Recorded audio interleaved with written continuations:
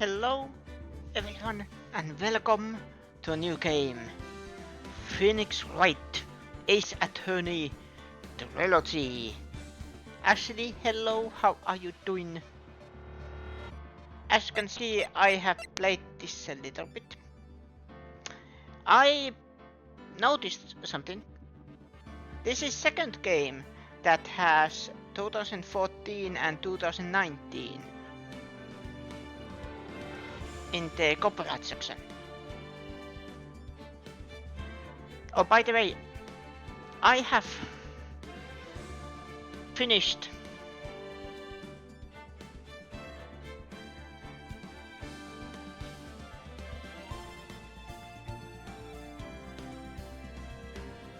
I will show you.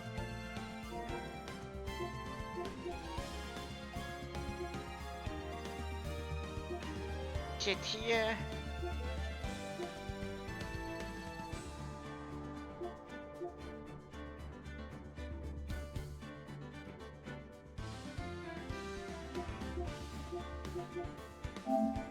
Okay, this might work. As you can see, I have beaten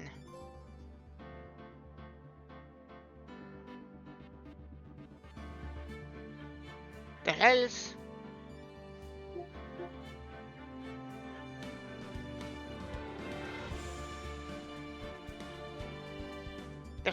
of Cold Steel 2.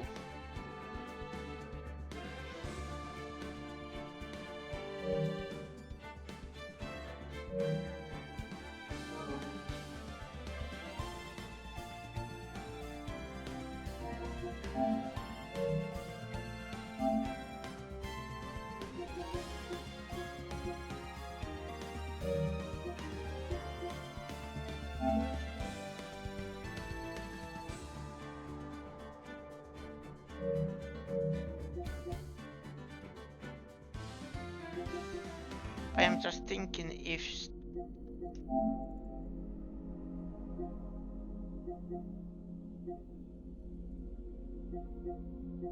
it here?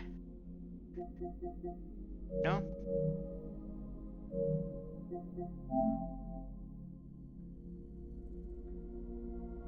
Okay.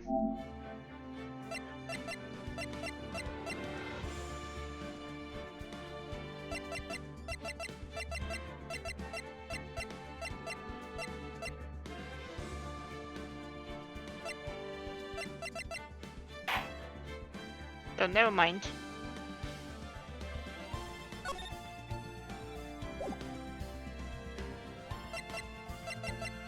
But yeah. I am thinking, should I continue my journey through Cold Steel 3?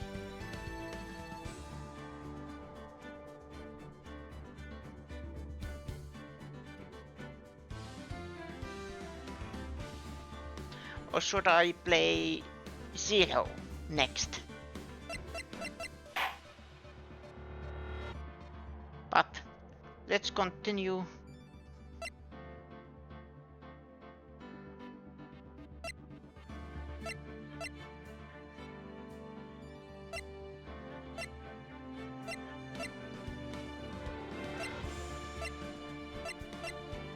Or not continue, let's start.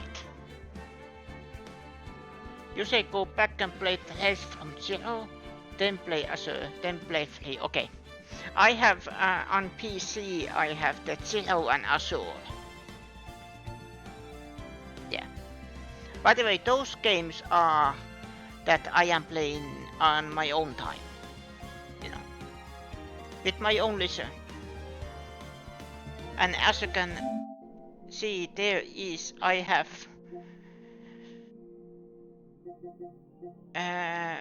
Reverie, Daybreak, and then here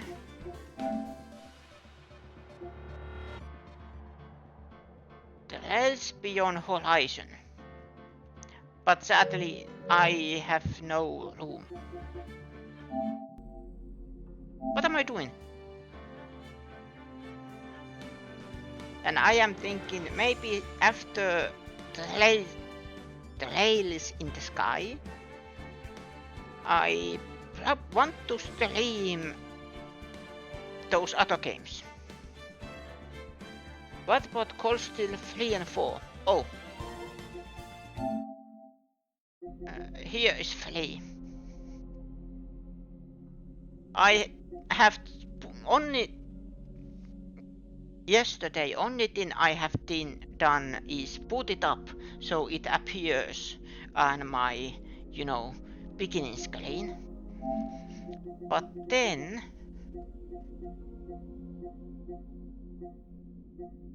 I have Cold Steel 4 here. So in the past I have bought the whole series, but of course I haven't finished them. Or let's say I haven't finished the second one.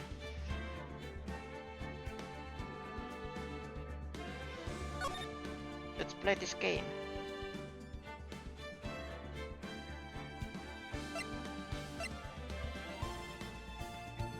As you can see, I have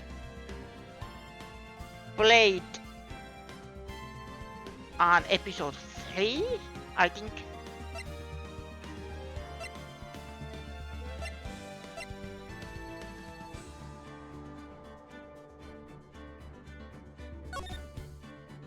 So, let's get on with this Venomatlock. Okay, episode 1, the first turnabout. So I have played the beginning of this. But don't remember. Damn it, why me? I can't get caught. Not like this. I've got to find someone to pin this on. Someone like him. I'll make it look like he did it.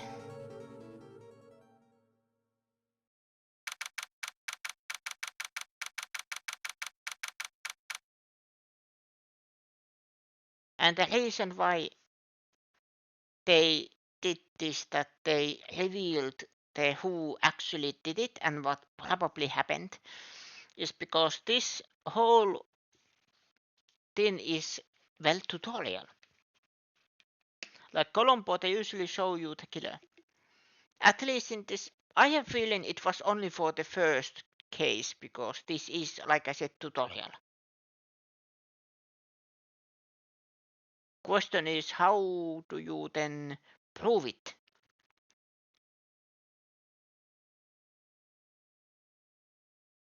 And the thing is, the problem is, at least for me, or my opinion, is that if you know the outcome, in this case, we know who the culprit is. Now we have to prove that he did it. But the question is, everything we present, look, he did it, there is receipts, whatever proof it is. But the thing is, we are thinking, oh, this proves he did it.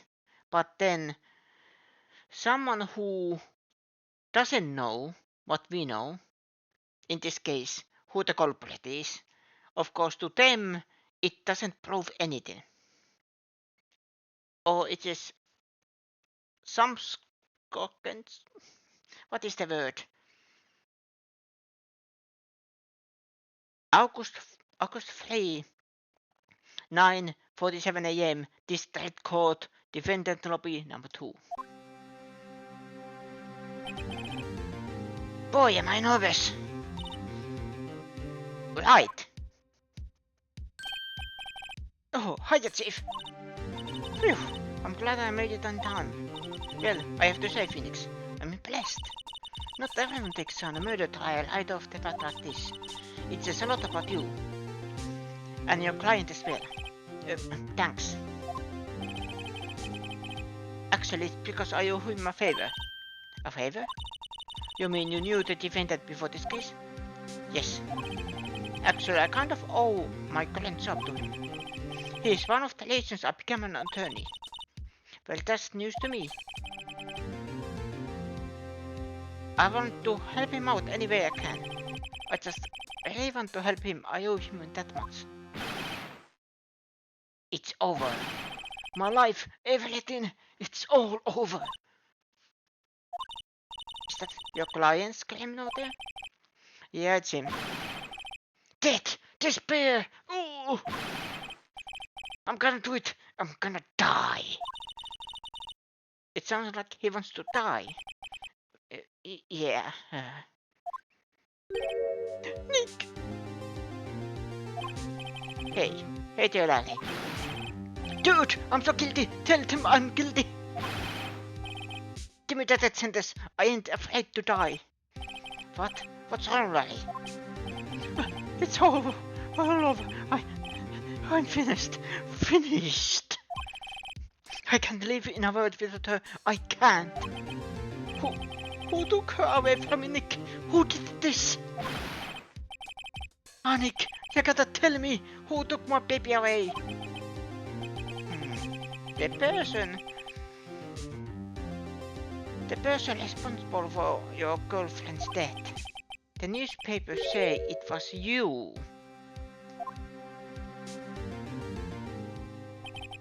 My name is Phoenix Wright. Here's the story. My first case is a fairly simple one. A young woman was killed in her apartment. The guy they arrested was the unlucky sap dating her. Larry Butz. My best friend since grade school. Our school had a saying, when something smells, it's usually the butts. In the 23 years I've known him, it's usually been true. He has a knack for getting himself in trouble. One thing I can say though, it's usually not his fault. He just has terrible luck. But I know better than anyone that he is a good guy at heart. That, and I owe him one. This is why I took the case, to clear his name. And that's just what I'm going to do.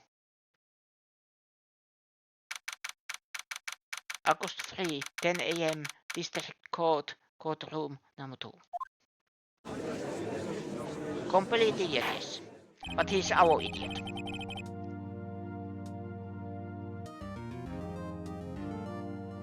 Kinda like in Dispatch. He was a pervert, but he was our pervert.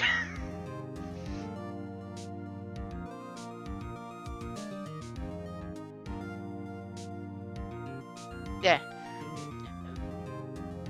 If I die, please put in my gravestone. He was a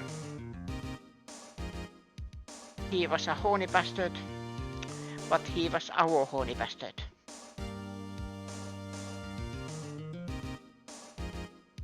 Court is now in session for the trial of Mr. Butz. The prosecution is ready, Your Honor. The defense is ready, Your Honor. Mr. Wright, this is his first trial, is it not? Yes, Your Honor. I'm a little nervous. Your conduct during this trial decides the fate of your client. Murder is a serious charge. For your client's sake, I hope you can control your nerves. Thank you, Your Honor. Mr. Wright, given the circumstances, I think we should have a test to ascertain your readiness. You'll put in my obituary, I've survived by my harem.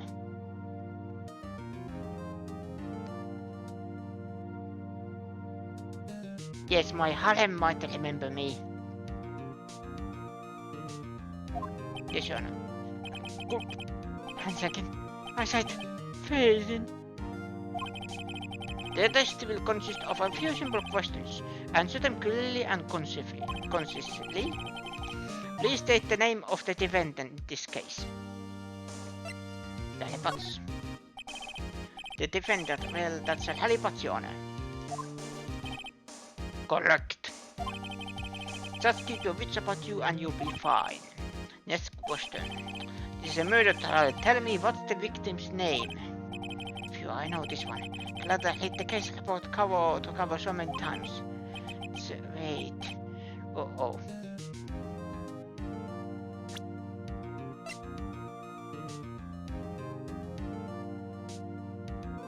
Cindy.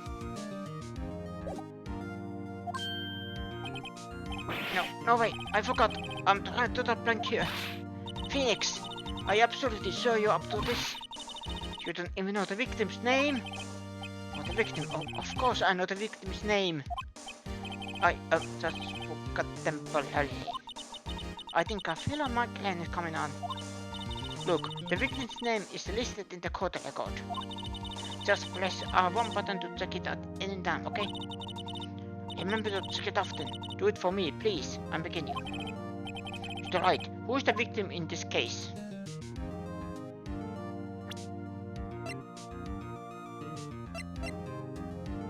Cindy.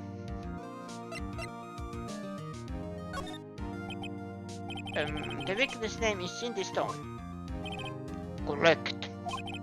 Now tell me, what was the cause of death?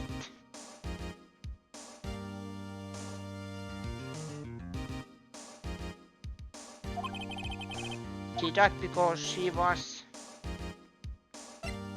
hit with a blunt object.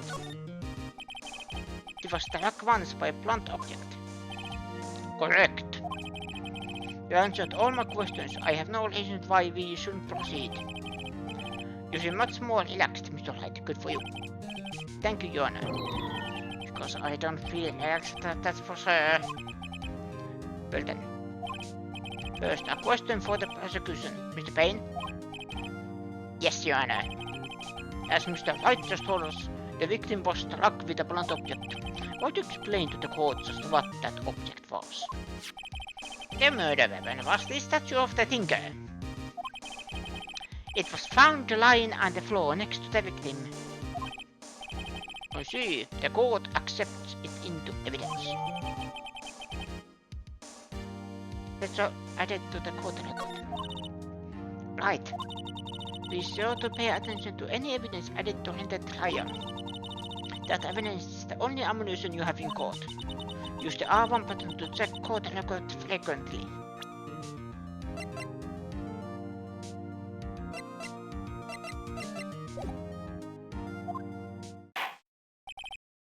Mr. Payne, the prosecution may call its first witness. The prosecution calls the defendant, Mr. Butz, to the stand.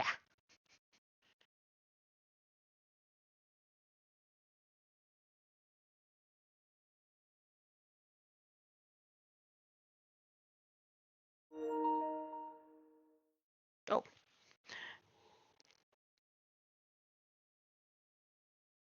Does the judge think you're that stupid?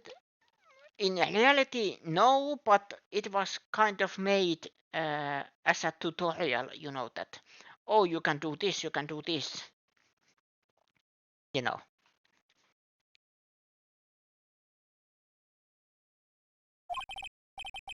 Chief, what do I do now? Pay attention. You don't want to miss any information that might help your client's case. You'll get a chance to respond to the prosecution later, so be ready. Let us hope he doesn't say anything unfortunate. Oh, Lily gets excited easily. This could be bad.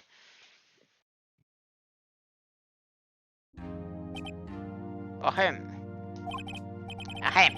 Mr. Butz, is it not true that the victim had recently dumped you? Hey, what's it, buddy? We were great together. We were Romeo and Juliet, Cleopatra and Mark Antony. Did it in those both cases they died?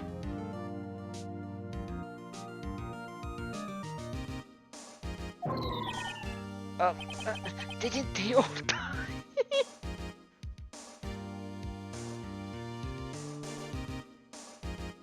Pain sounds like the tooth.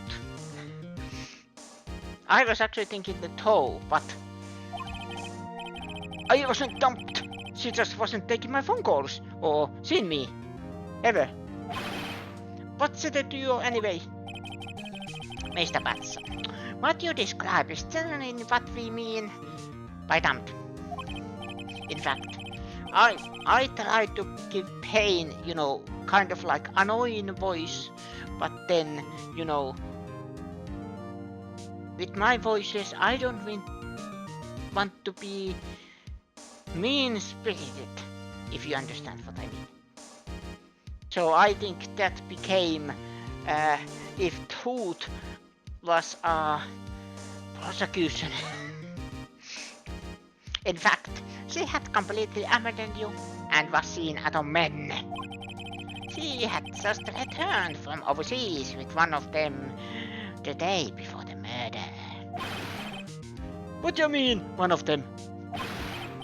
Lies, all lies, all of it lies. I don't believe a word of it. Your Honor, the victim's passport. According to this, she was in Paris until the day before she died. The victim apparently arrived home from Paris on 13th of 7th, the day before the murder.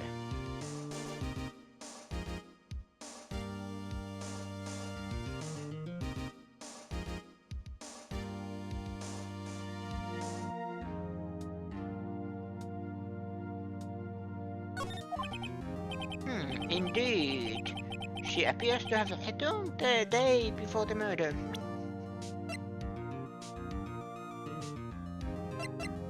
Okay, yeah.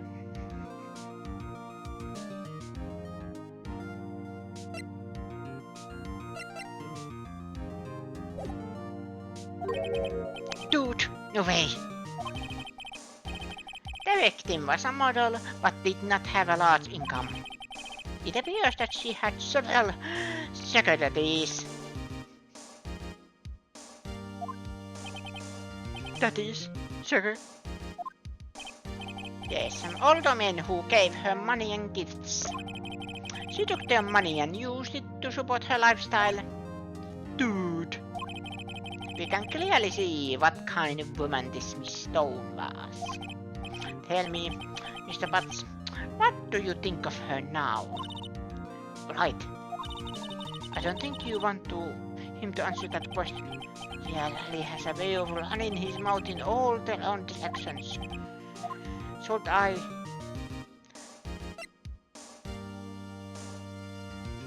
stop him from answering? My client had no idea the victim was seen at a man. That question is irrelevant to this case. Oof. Dude, Nick, what do you mean irrelevant? That's it, didn't she, dog? I'm gonna die. I'm just gonna drop dead. Yeah, and when I meet her in the afterlife, I'm going to get to the bottom of this. Let's continue with the trial, shall we? I believe the accused motive is clear to everyone. Yes, quite. Oh boy, this is so not looking good. Next question. You went to the victim's apartment on the day of the murder, did you not? Gulp.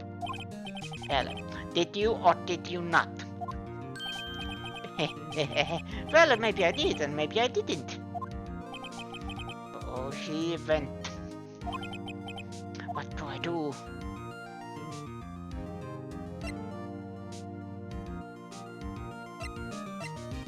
I'm sorry. I'll send my signal.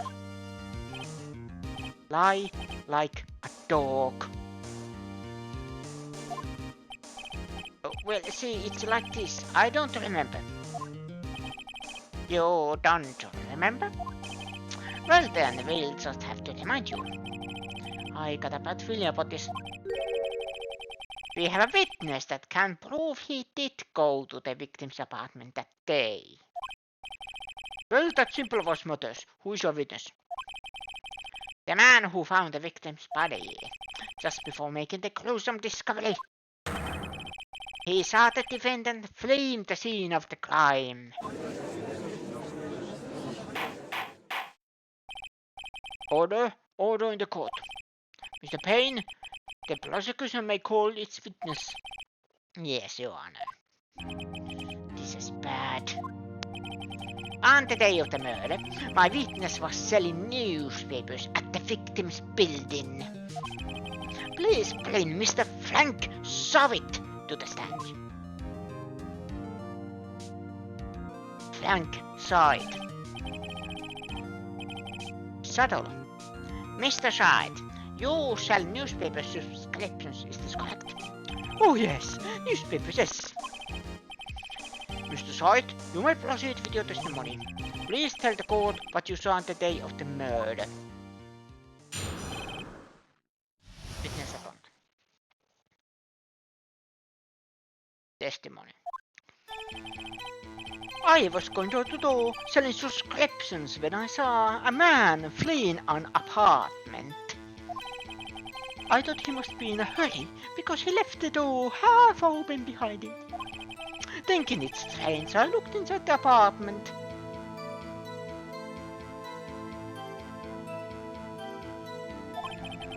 Then I saw her lying there, a woman not moving, dead. I quailed in fright and found myself unable to go inside. I thought to call the police immediately. However, the phone in her apartment wasn't working. I went to a nearby park and found a public phone.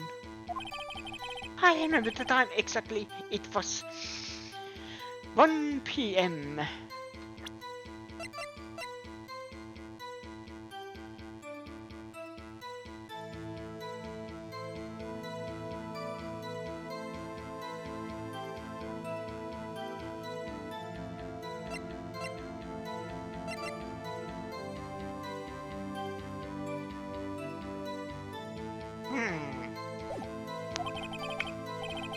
The man who ran was, without a doubt, the defendant sitting right over there.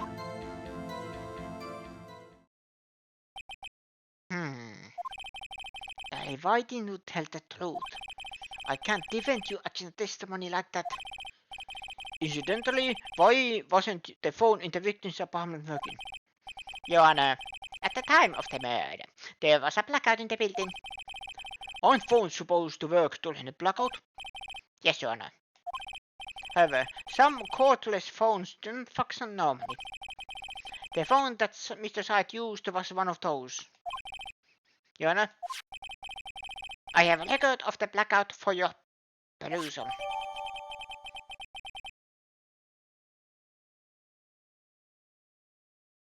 Electricity to Miss Stone's building was out from noon to 6 p.m.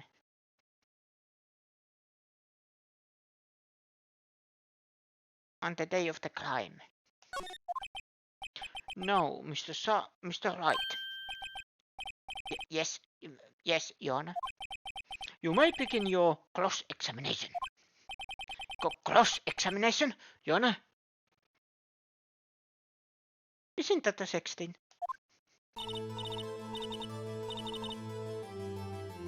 Alright, right, this is it. The real deal.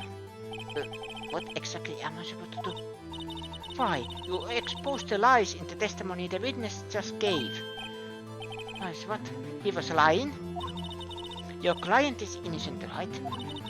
Then that witness must have lied in his testimony. Or is your client really guilty? How do I prove he's not? You hold the key. It's in the evidence. Compare the witness testimony to the evidence at hand. There's bound to be a contradiction in there.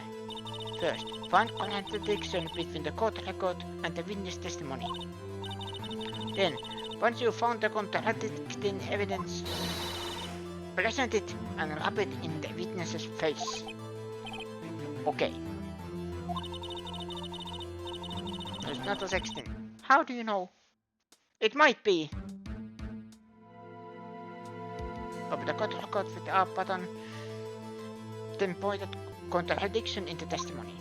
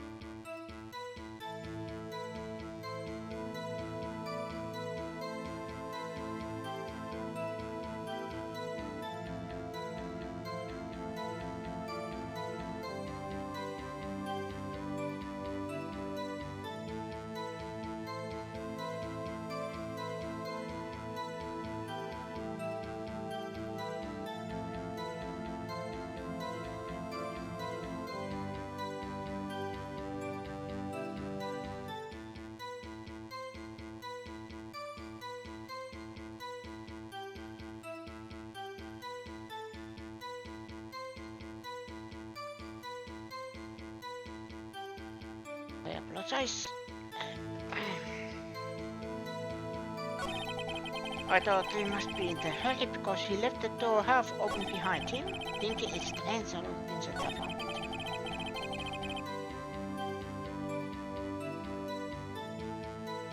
How about when it is the testimony, I am reading it out loud, but then when it's cross examination, I am not reading the dialogue because it is the same dialogue.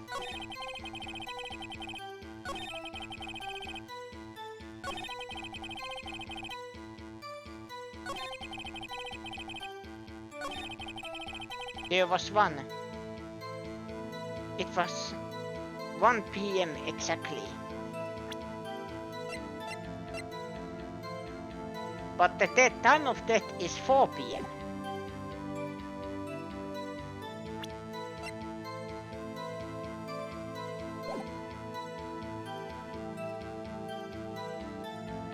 Hold it! 1 p.m. Are you certain? Yes, absolutely. He seems really confident. 1 p.m. Right, doesn't that seem strange to you? There isn't some evidence to contradict him.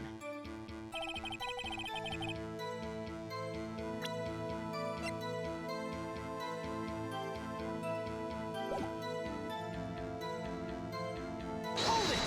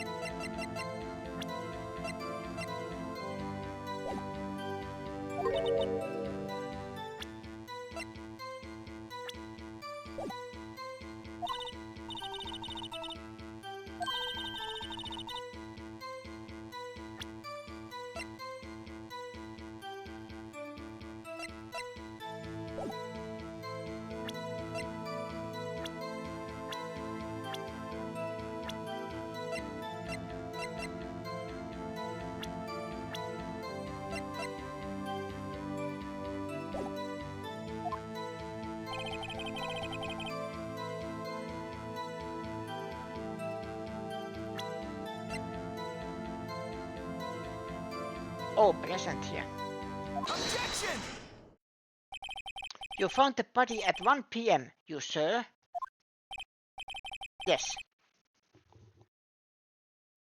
For some reason I didn't saw the present button there. I don't know why. It was 1 p.m. for certain. Frankly, I find it hard to believe. Your statement directly contradicts the autopsy report. The autopsy notes the time of death at some time after 4 p.m. There was nobody to find at 1 p.m. How to explain this 3-hour gap?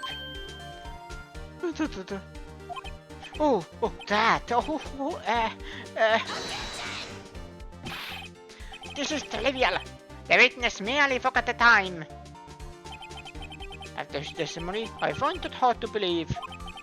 Mr. Wright, why were you so certain that you found the body at 1 p.m.?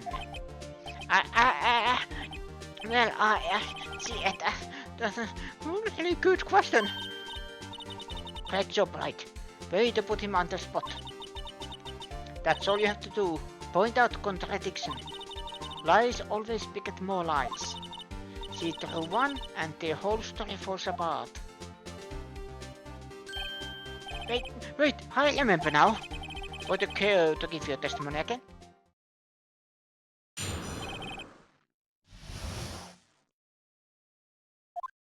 Tämä on discovery.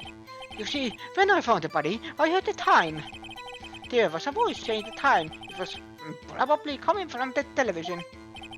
Oh, but it was 3 hours off, wasn't it? I guess the victim must have been watching a video of a taped program. That's why I thought it was 1 p.m. Terribly sorry about the misunderstanding.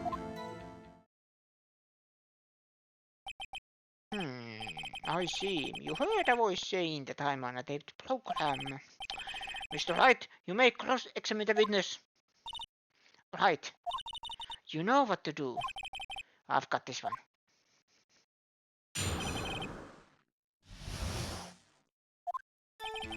You see, when I found the body, I heard the time. Okay, these I don't read out loud. Coming from a television. But it was flares off, wasn't it?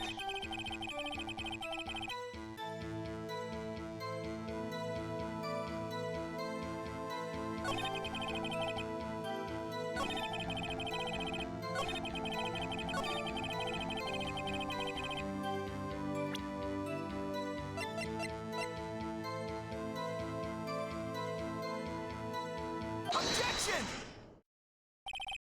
Hold it right there. The prosecution has said there was a blackout at the time of the discovery. And this record proves it. You couldn't have heard a television or a video. Well, okay. The defense has a point. Do you have an explanation for this, Mr. Wright? No, I find it quite a puzzling myself. Quite. Oh, wait, I remember now. Mr. Wright, the court would prefer to hear an accurate testimony from the very beginning. These constant corrections are harming your credibility. Then you seem rather... you seem rather distraught. My apologies, Your Honor. It must have been the shock of finding the body. Very well, Mr. Wright. Let's hear your testimony once more, please. Here's the time. Actually, I didn't hear the time. I saw it. There was a table clock in the apartment, wasn't there? Yeah, the murder weapon. The killer used it to hit the victim. That must have been what I saw. You saw a clock. I guess that would explain it. The defense may cross-examine the witness. Gladly.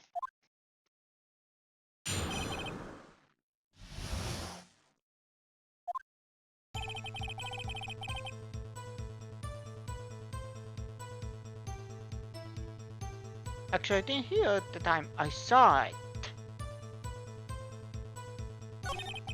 There was a table clock in the apartment, wasn't there?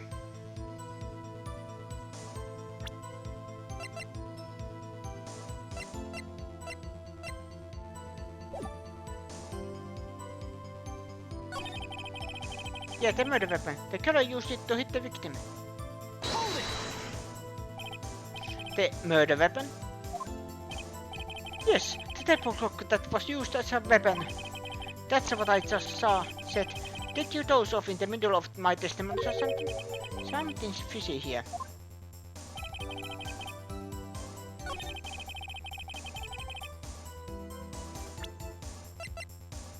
Objection! Wait just a moment. The murder weapon wasn't a clock. It was this statue. Now how is this supposed to be a clock? You with your objections and your evidence. Just who do you think you are? Just answer the question, Mr. Wright. I tried. Okay, that's a clock. Your Honor, if I may. Yes, Mr. Payne. As the witness stated, this statue is indeed a clock. The neck is on switch. You just tilt it and it says the time out loud. And as it doesn't look like a clock, I submit it as a statue. My apologies. I see. So the murder weapon was a table clock after all. Well, Mr. Wright, it appears that the witness testimony was correct. This is a clock. Do you have any problems with this testimony now?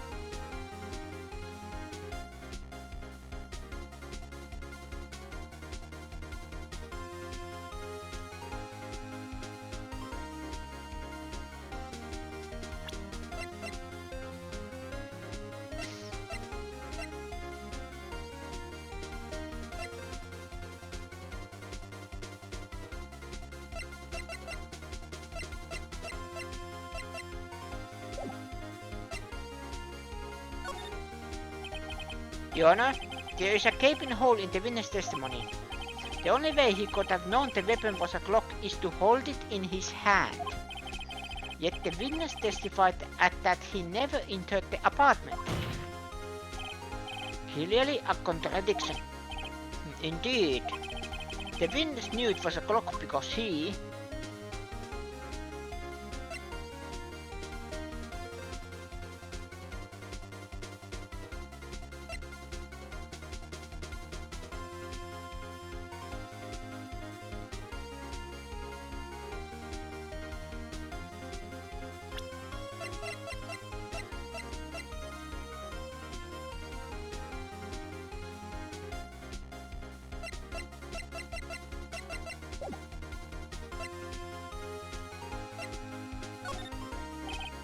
You're lying.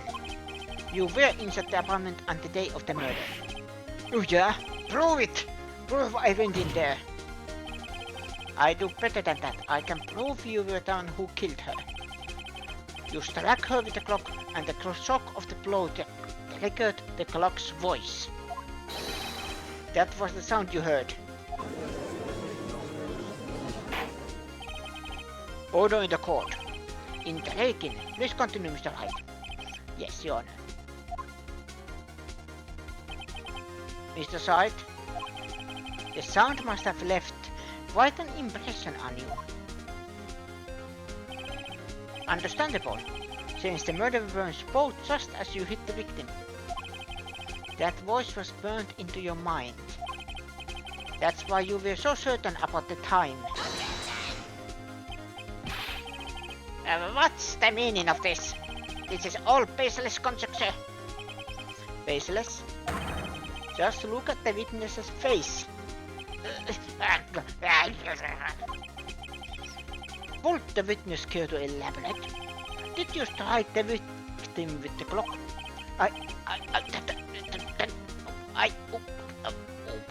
I never.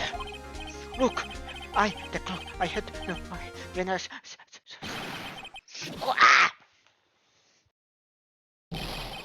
Shut up! I hate you. It was him. I tell you, I saw him. He killed her, and he shot burn. Give him death. Order. Hold on to court, I say. Your Honor, a moment, please. Is it a threat of evidence supporting the defense's claims? Mr. Wright? Your Honor, you claim the sound the witness heard came from the clock. Do you have any evidence? The whole case is relentless. I'd better think it carefully. Your Honor, the sound Mr. Sight heard was definitely this clock. A fact which is clear if you simply try sounding the clock. Let's sound the clock now here in this court. Your Honor, may I have the clock? I ask the court to listen very carefully. I think it's 8:25.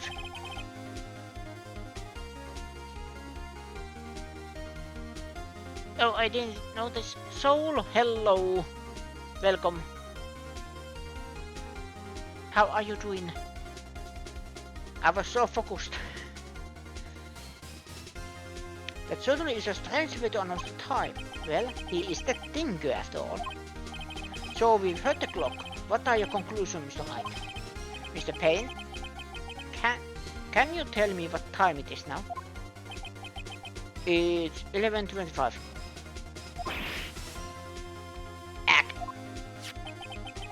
As you can see, this clock is exactly 3 hours slow. Precisely the discrepancy between what Mr. Sight heard and the actual time of death. So, Mr. Sight, try to talk your way out of this one.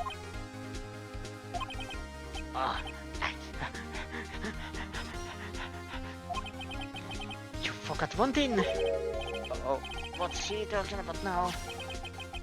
While it may seem that clock is running 4 hours slow, it proves nothing. How do you know it was running 3 hours slow on the day of the murder? If you can't prove that, you don't have a case. He's right. How am I going to prove that? Damn it, I was so close. Mr. Wright, it seems you lack the critical evidence to support your claim. Yes, sir. This means I cannot let you indict the witness. Unfortunately, this ends the cross-examination of Mr. Frank's side. I come all the way down here to testify, and look what happens. You treat me like a criminal? Criminal. You lawyers howl slime. Almost had him. Sorry, Lally. I failed you. There's nothing I can do about it now.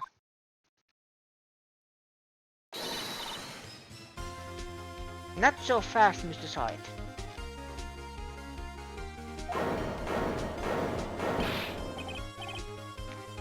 Mia, I'm in chief. Listen up, Wright.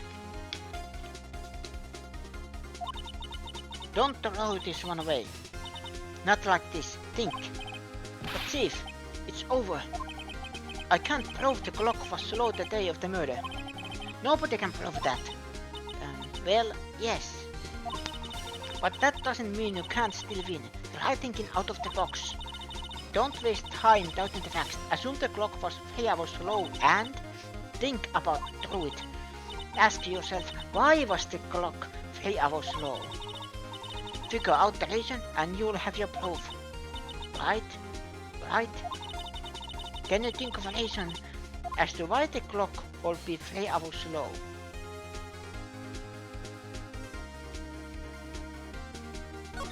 Yes. Wait. Maybe I can prove it. You must have evidence somewhere that can prove it. Find it and let them have it. Well, Mr. Wright, you said the clock was running slow on the day of the murder. Have you found the evidence to support this claim? Of course. There's a piece of evidence in the court record that can prove my claim beyond a doubt. Ha! Tough words. Let's see you pull this one off. Let's see this evidence that proves why the clock was running slow.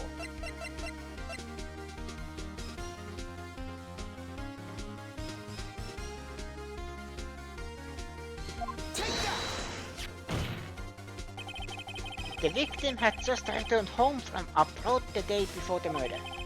As we all know, the time difference between here and Paris is 9 hours. When it's 4 p.m. here, it's 1 a.m. the next day here. The clock wasn't 3 hours slow, it was 9 hours fast. The victim hadn't set her clock since returning home. That's why the time you heard when you struck her head in her apartment was slow. Proof enough for you, Mr. Sight, or should I say, Mr. Did it?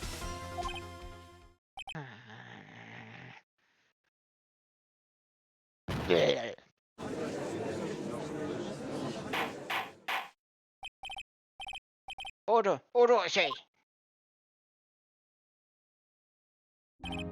Well, this case has certainly turned out differently than we all expected. Mr. Payne, your witness? He was arrested and has been taken away on. Very well. Mr. Wright? Yes, Your Honor? I have to say I'm impressed. I don't think I've ever seen someone complete a defense so quickly and find the true culprit at the same time. Thank you, Your Honor. At this point, this is only a formality, but this court finds the defendant, Mr. Butz, not guilty.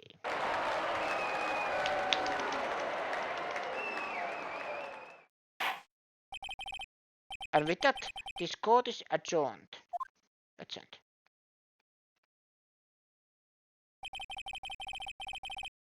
It turns out that Frank Sight was a common burglar. He posed as a newspaper salesman to check and see when people were out of the house. That day,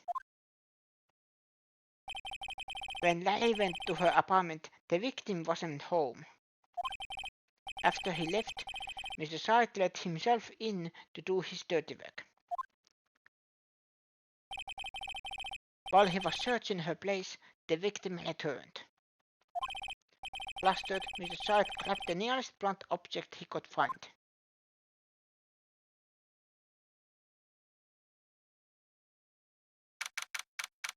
August 3rd, 2:32 p.m. Discreet Court, Defendant Lobby number 2.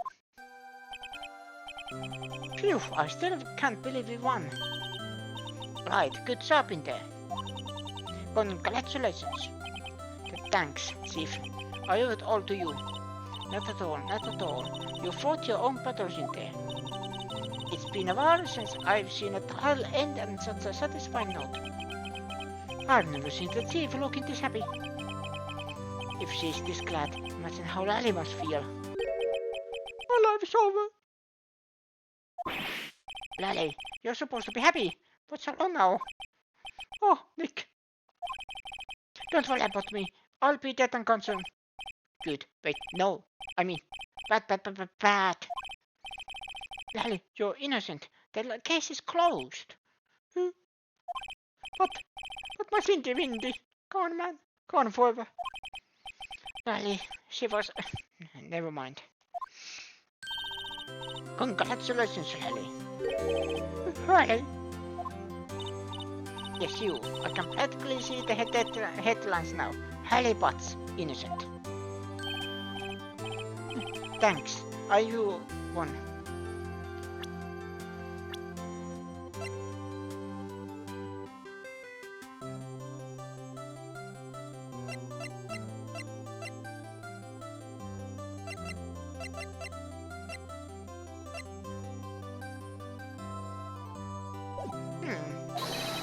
I won't forget this ever. Let's celebrate. Dinner, movie, might eat. Oh no, I couldn't. Hey, I was the one who got you off the hook. Oh hey. Here, take this. It's a present. A present?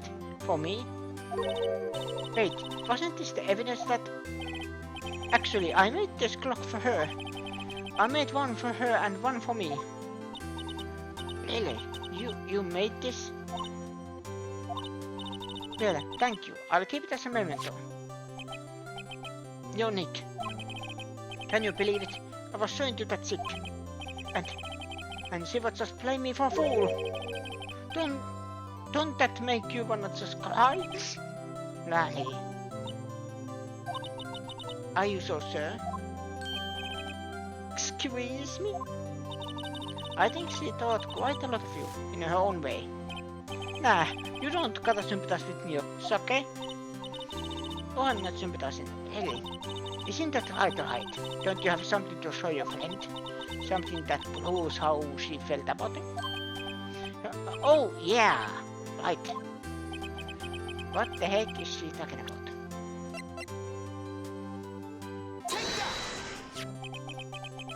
Check this out, Lily. Prove positive you weren't just some chump to her. Huh? What about that clock? This is the clock you made for her, Lily. And she took it with her when she traveled. Whatever, she probably just needed a clock, that's all. You think so? It's a pretty heavy clock to take traveling.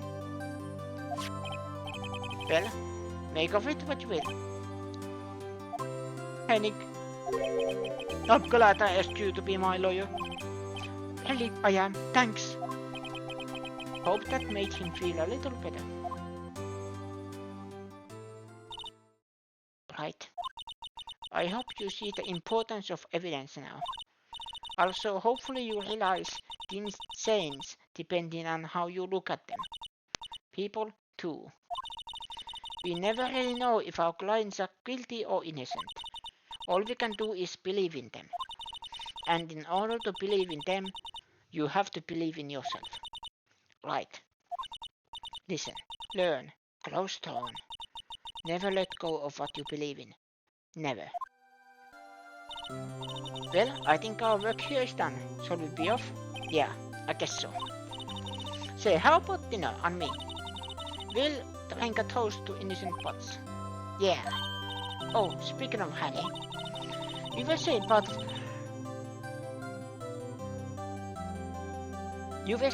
of why you became a lawyer was because of him. Yeah, part at least.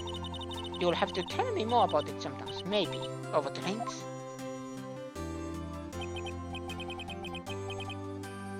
And now, my first trial came to an end, to a close.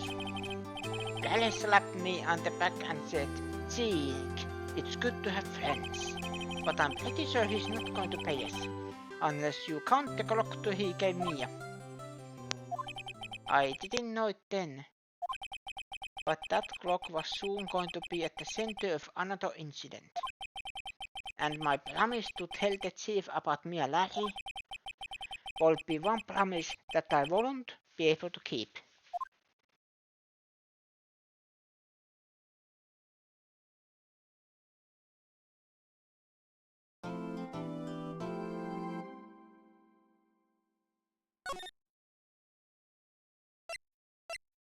As you can see, I have 2019.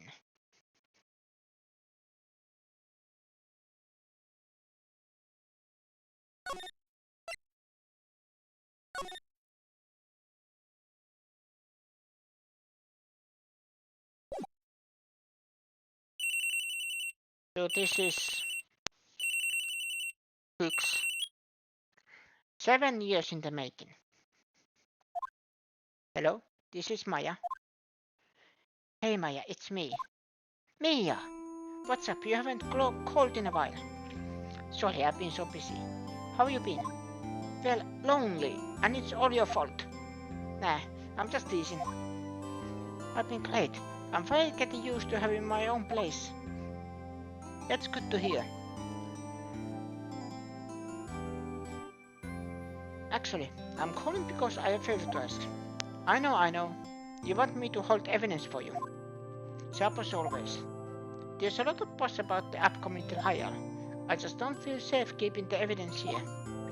I gotcha. So what is it this time? It's a clock. A clock? Yeah, it's made to look like a statue. And it tells you the time.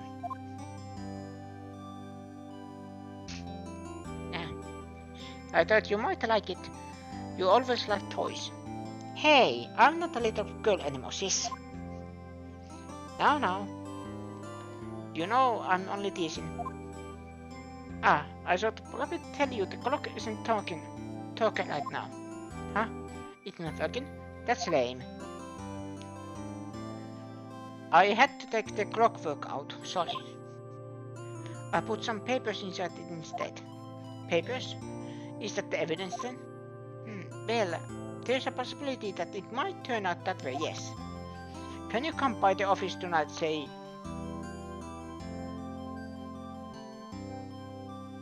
9 to pick it up? I'll be in a petrol meeting until then. Okay, sis. But I expect dinner, something good. Like burgers? I could really go for a good burger. Okay. We'll hit the usual joint. Alright, it's a deal. Okay, sis, see you soon. Yep, I'll be waiting, Maya. Conversation recorded. September 5, 9:27 a.m.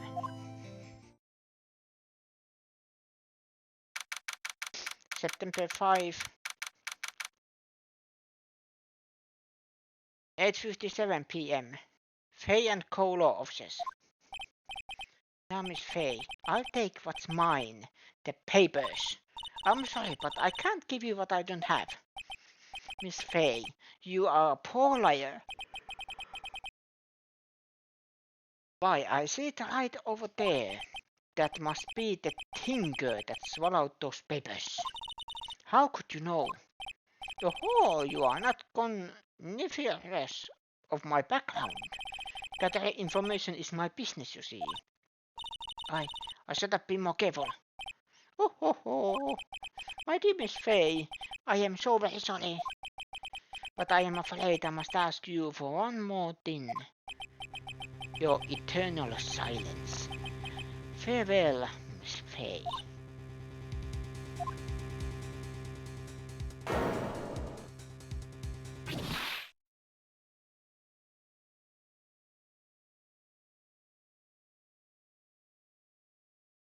Red, white, blue.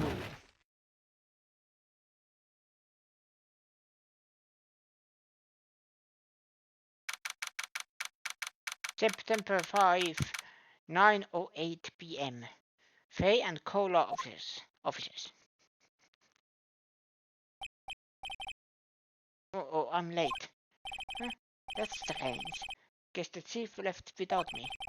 She said her sister was coming over, so we should all go out for dinner. What's that smell? Blood. Mia! Maybe she's in her office. Examine.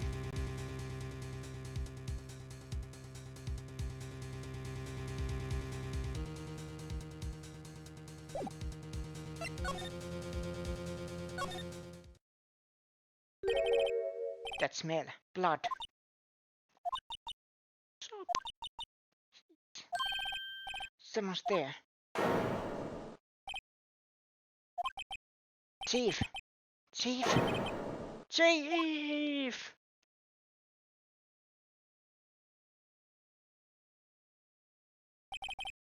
Who are you?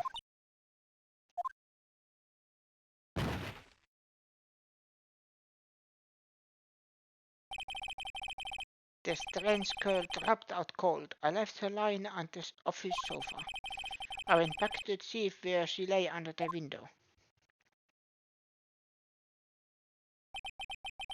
Her body was still warm. I could feel it when I held her shoulder. Then, all too quickly, it began to fade. Until finally, she was cold.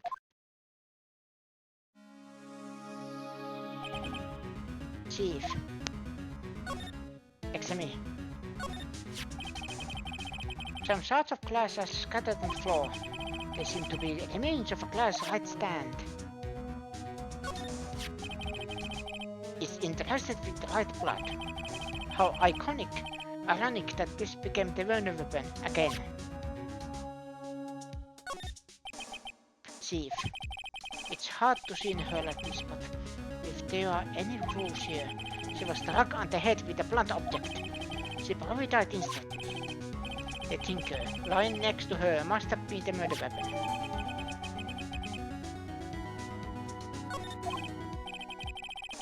So that is the Butz edition. There are some glass shards near the thief's body. Must be a piece of the glass light stand lying broken in the back of the room. Was that the court record? Nothing else that seems like a clue here. A piece of paper. It must have fallen from Mia's hand. What could it be?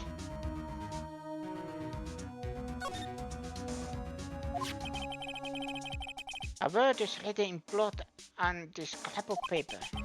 Maya. Did Mia write this? This piece of paper is a receipt from a department store, dated yesterday. I think that's enough snooping around for now. I'd better call the police and find out what that girl was doing here.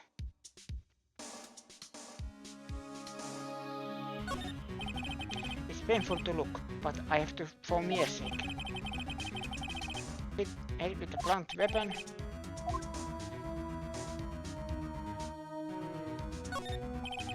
There's a large building right across the office.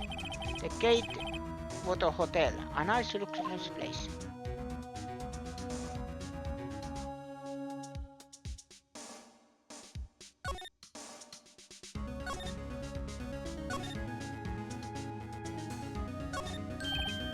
Right, I'd better call the police. That's funny. A few of the screws on the receiver are missing. It looks like someone was halfway through taking it apart. Police! Please, come quick. What was that? Someone's screaming from outside the window. She's staring out at me. She's holding a phone in her hand.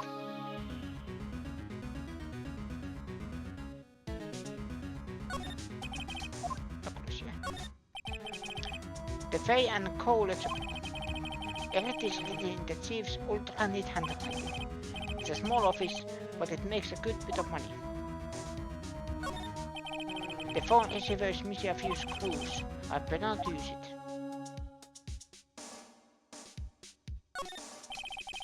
A perfectly normal office desk. The chief had a very particular policy about office decor. Spend big on stuff the clients use, but keep your own stuff simple.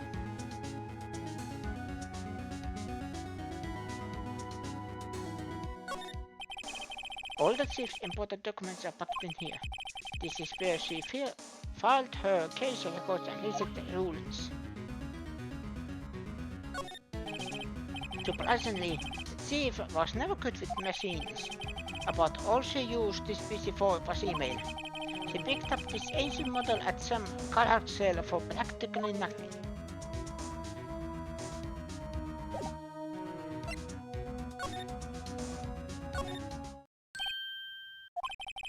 That girl just now. Where'd she go? I put her right there on that sofa. Uh-oh. I hope she didn't run on me. Yipes! Don't scream me like that. Excuse me, but who are you? It's okay. I work here. Maya. Maya Faye. Maya Faye? Maya. So Mia was writing this girl's name. Maybe I should show her the receipt. I never thought they'd be used for evidence like this outside the courtroom.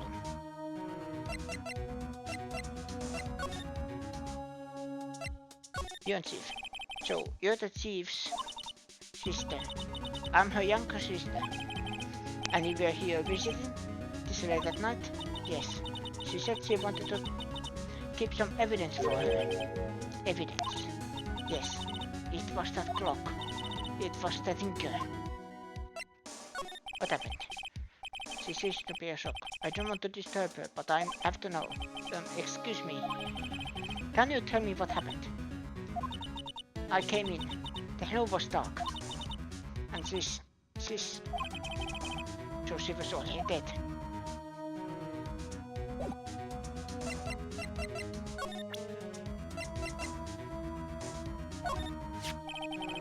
before Mia died. She wrote a message with her own blood.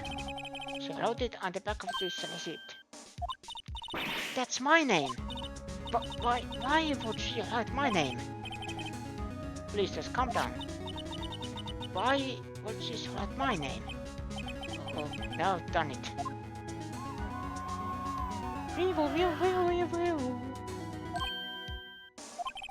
The police! Sounds like they're coming this way. Police! Police! Alright, I'm Detective Dick Kamsu. See? Kamsu, what an odd name. Oh. Because how he ends his sentences, I found perfect voice for him. We received a report from the building across the way, see? Got a person saying they saw a murder. It must have been that woman I saw. Anyway, I don't want either of you moving on, change, okay? Great, just great. Maya, wait, she wouldn't have... Nah. Wow. Excuse me. Eek. This word Maya here mean anything to you? That's my name. What? The victim drew the sheer note in her blood, see? With her dying blood, she wrote down the killer's name. Killer? No, I'm not. Case closed. You're coming down to the patient, ma'am. What?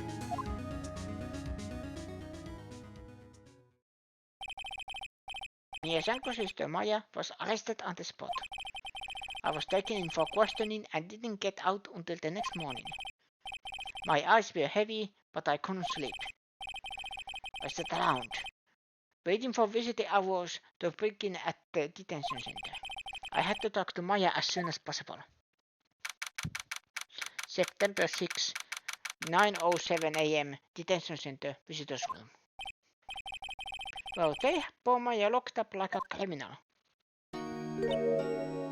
Oh, it's you, the lawyer. Good morning. Good morning. She looks so tired. Are you going to be my attorney?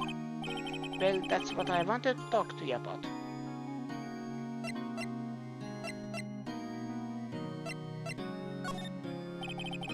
I'd better give it her straight. It's up to you. Up to me? Yes. I don't think this is something I should decide. After all, you're the one in trouble here. They're never going to believe me, are they? Even you, when you found me in the office, you looked at me like I had done it. Did I look at her like that? No, I never thought. It's okay, understand. And I've also heard about you. Heard? Heard what about me? I was talking to my sister on the phone the other day. Today was my junior partner's first time in court. Wow, really? How'd that go? It was quite the scene. Honestly, I was on edge the whole time. It's been a while. Ha! So he crashed and burned? He's a genius. One of those strike fear into the hearts of evil types. The only thing he's lacking is experience. Huh? Sounds like it was fun. Well, I know who to go to if I ever get into trouble now. I don't know, Maya. I think you might want to wait. Give him 3 more years. That is, unless you want to be found guilty.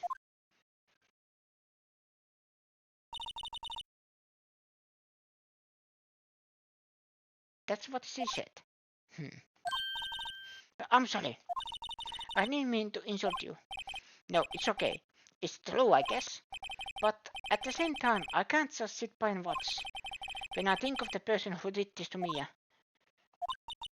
I know.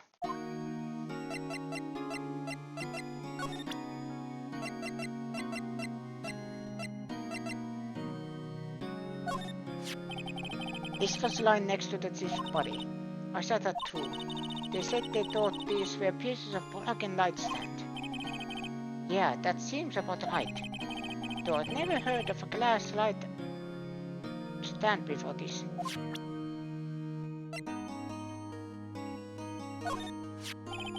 I want to ask you about the murder weapon. Bosses. Better not sure about this now. Remember the receipt? You mean the one with my name on it? Any idea why she... Absolutely none. Do you trust me? I trust you. Why? Don't you think I did it too? No, I don't. It's just a hunch, but... That detective thinks I did it.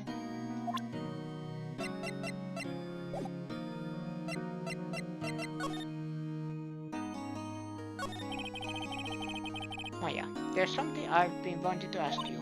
Yes? What's with that outfit? Oh, this? This is what all acolytes wear. It's my uniform, you could say. Acolytes? Like people in religious training? What is it you do? Oh, it's nothing strange, really. I'm a spirit medium in training. A spirit medium? I'm pretty sure that qualifies as strange. Day of the crime. Could you tell me about the day of the murder? Yes. Let's see. That morning, I've got a call from my sister. She wanted me to hold on to a piece of evidence for an upcoming trial. Evidence? Yes. That clock shaped like the tinker. The one Lally made. How could that have been evidence in the case? Right, she said something about that. I remember. Do you want to hear it in her own voice? Her own voice? Yes. I'm pretty sure our conversation is on my cell phone. You recorded it? Yeah, I forgot how to delete those things.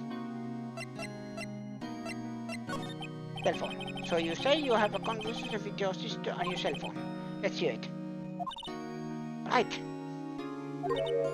Oh, I just remembered that detective took my cell phone. Sorry. Alright, of course. Next time I see detectives come through, I'll ask him for it. I'll write you a note so you don't forget, okay? Sure, thanks.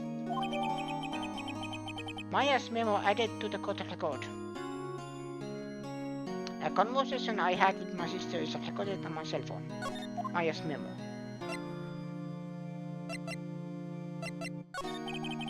Could you tell me about the day of the murder? Sorry, I know it must be hard. No, it's okay. All I've been doing the last few hours is talking about it. I'm kind of gotten used to it.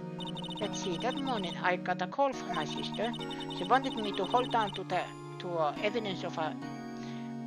Hold on to evidence of evidence. Evidence of evidence. Piece of evidence for an upcoming trial. That's the tinker clock that the alley made. Black qualifies as a second murderer by now. So then, when did you arrive at the office? It was right around 9. The lights were off and I could smell blood. Then I found her, my sister.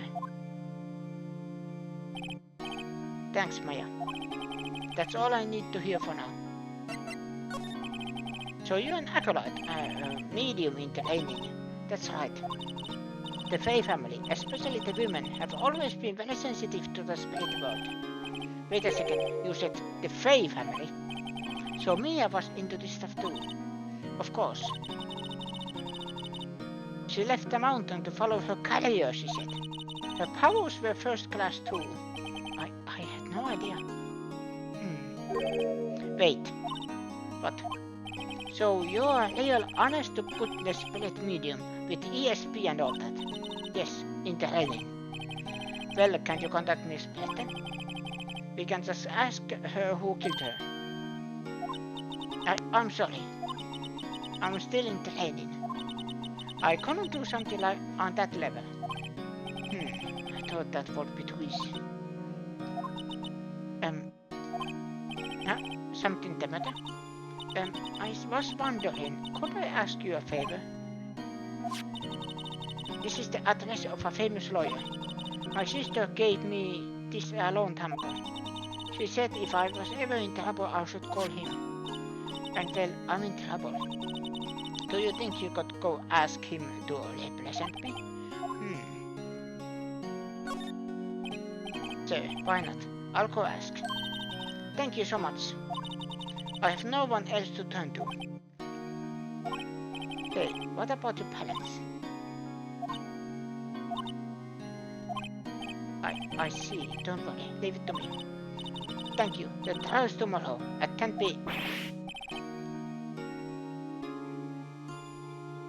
10:00. What, tomorrow? Tomorrow. What if this guy refuses? They told me that if I don't find one, the state will pick an attorney to defend me.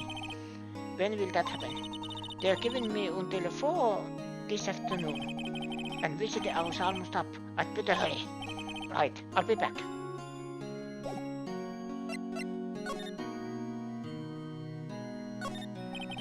This guard monitors the visitor's room. He wasn't moved in an inch, but he'll blow this guy. Smile for the camera.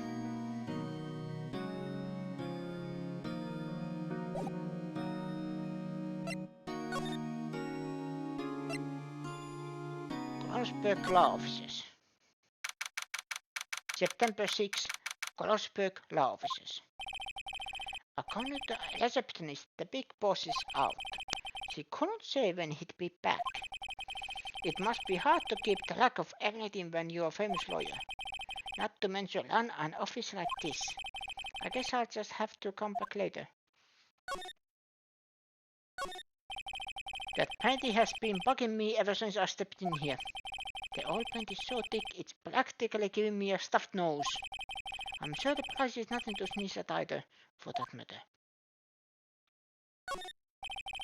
A solid mahogany desk. The wood's been polished to a deep luster. A table for clients. An elegant ebony case, and if I'm not mistaken, that latter made of solid gold. Even I can tell somebody here's got money to burn. An expensive potted plant.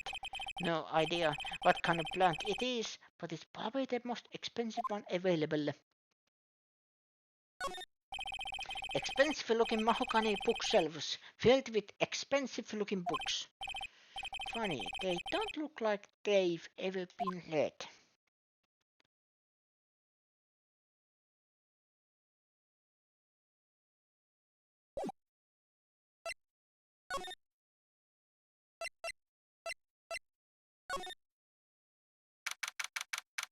September 6, Fay and Co. Law Offices.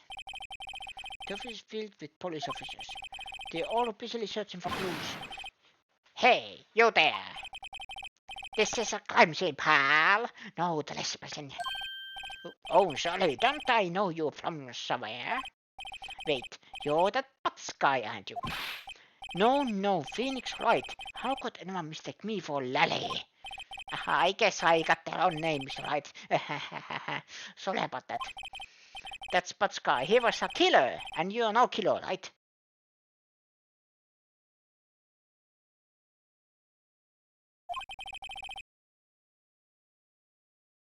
Let me guess. He reads the headline, but then don't watch the ending. And then complains that the ending doesn't make sense. He was proven innocent. Right. And you were...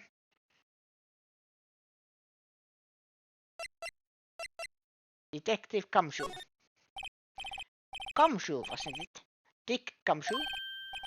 Right, at your service.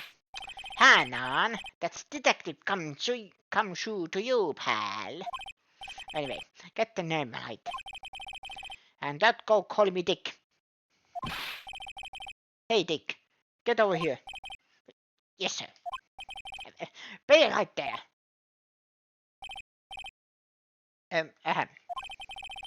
You're her lawyer, right, pal? If you got business here, you'd better do it quick. Phew, he thinks I'm Maya's lawyer.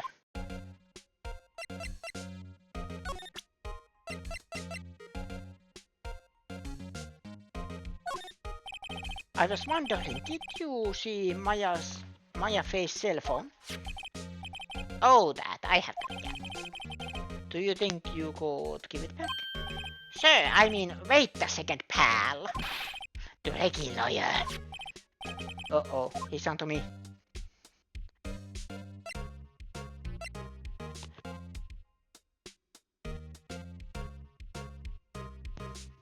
I am stopping doing those voices for now. If I tell him why I want it, there's no way he'll give it to me. Something the matter? Oh no, it's just, detective. Nope, I know nothing, pal. That server has a lot of numbers on it, like her boyfriend's. A cell phone holds all a little gossipy and spicy secrets. Oh, you're trying to confuse me. Sorry, pal, but I already checked all the numbers in memory. Impressive. You're quite the detective. Here, you can have the phone back. They were in suspicious call. Recordings in there store. Seems he didn't notice the recorded conversation. My cell phone received from Detective Comshu. Check the code records to hear the recorded conversation.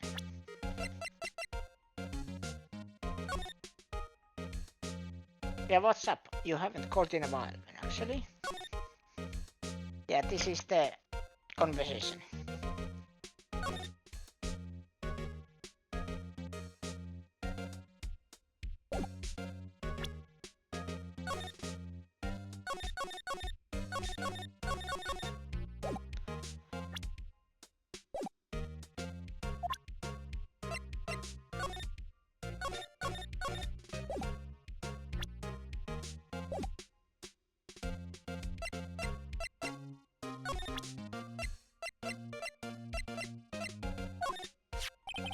I was wondering, do you know anything about this? That's not you? That's the murder weapon. Huh? He thinks the clock is just 2. I'm starting to wish I'd never seen this thing.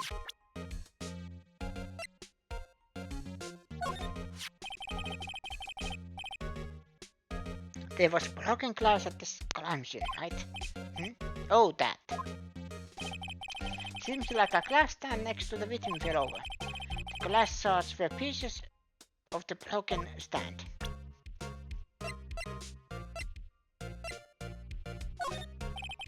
Seems he didn't notice the recorded conversation.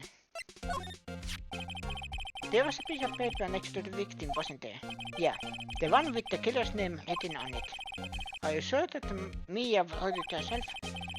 Given the condition of the writing, it's hard to say if it's her handwriting or not.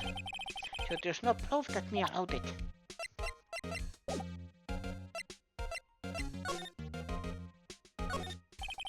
Mia's favorite potted plant. I remember it had this bizarre name no one could ever remember. Cordylan stricta, pal. Who was that? Mia's desk. Perfectly clean as always. The only thing is missing is Mia. An old movie poster. Apparently, this was the first movie that made Mia cry when she saw it. I'll have to check it out one of these days. The sky's blue, and so am I. There's that hotel right across the way.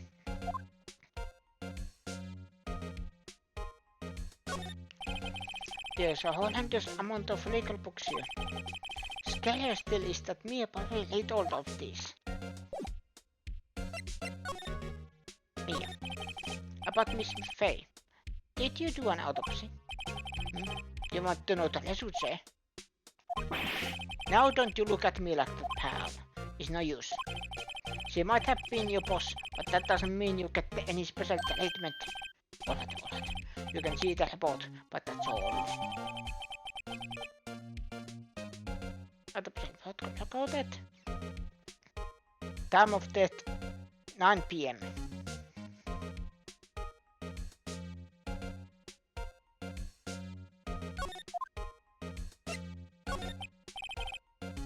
About Maya.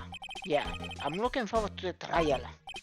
Sorry, pal, but this is one trial you aren't going to win. Why do you say that? The city's put prosecutor Edgeworth under prosecution. Edgeworth. I'm sure you know what that means. You've been lawyer and all. I guess I've asked all the questions I need to. You all done, pal? Yes, thank you. I'll be heading out now. Oh wait. One more thing I wanted to mention to you. I don't suppose you're planning on talking to that witness. Anyway, you'd better not. No influencing the witness with your loyalist ways, pal. Come to think of it, I had completely forgot about her. The witness? Yeah, Miss April May. I'm sorry about this, but I can't tell you anything about her. Well, you just told me your name, Miss May, huh? So you sent her home already then? Aha! You're trying your loyalty on me now. She's not to go outside her room until the trial, so she's still in the hotel across the way. I guess I should know better than to try to get a detective to leak information. You got that right, pal. Time to pay a visit to Miss May. Prosecutor Edgeworth. That's right, pal. Mr. Miles Edgeworth himself. Wait, you do know him, don't you? Of course I not. Never heard of him. Whoa, and you call yourself a lawyer, pal? About 4 years ago, this Edgeworth guy became a prosecutor at the age of 20. Everyone says he's a genius. Surprised you don't know him. Of course I know him. I was just plain dumb. He's a cold, heartless machine who'll do anything to get a guilty verdict. There are rumors of back alley deals and false evidence. All I know for sure is that Edgeworth hates crime with an almost abnormal passion. I never imagined I'd be facing him so soon.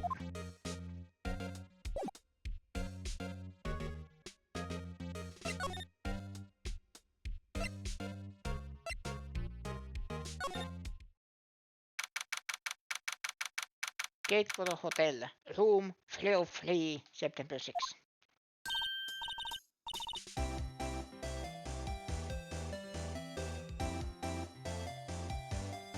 Why this music reminds me of Dragon Ball for some reason. This music is like Dragon Ball, I think the original. Or she's Japanese. Sorry, I had to drink.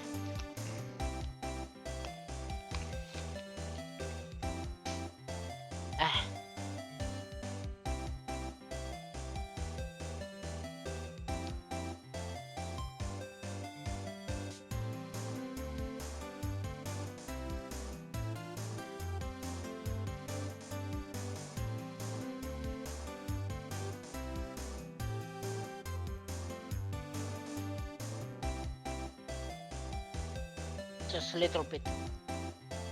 Play the room for my throat.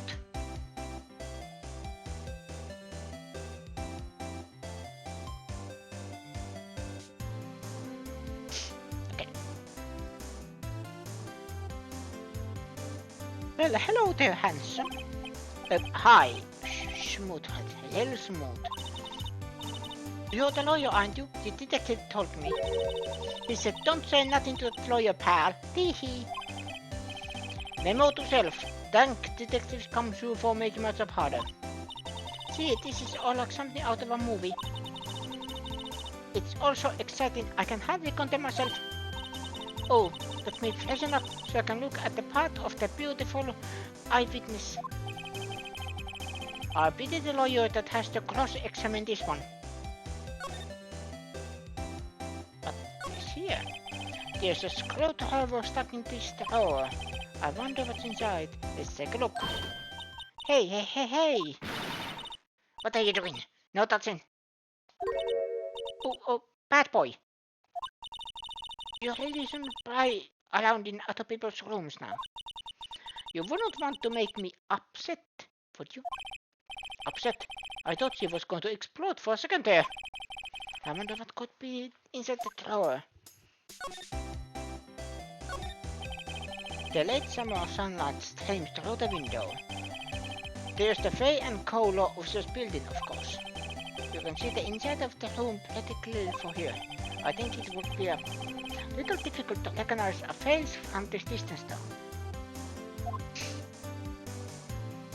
There's 2 glasses. But only 2 glasses on the table. Somebody must be staying with her. I have a feeling that might be important. Still seen painting. Wait, should that be still live? Whatever. One of those is hanging on the wall.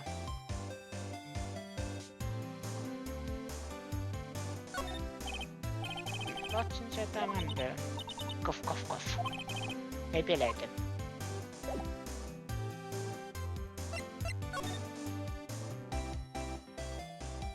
Miss May. Could you just, who exactly are you? Oh, Mr. Lawyer, are you hitting on me? No, hey, I'm just doing my job here. You know, you're cute when you blush. Believe me, this is the first time in my life I blushed this much. Hehe. Right, can you just tell me what it is you do? Well, no, Tishy, and you had your little hopes up, didn't you? Oh boy.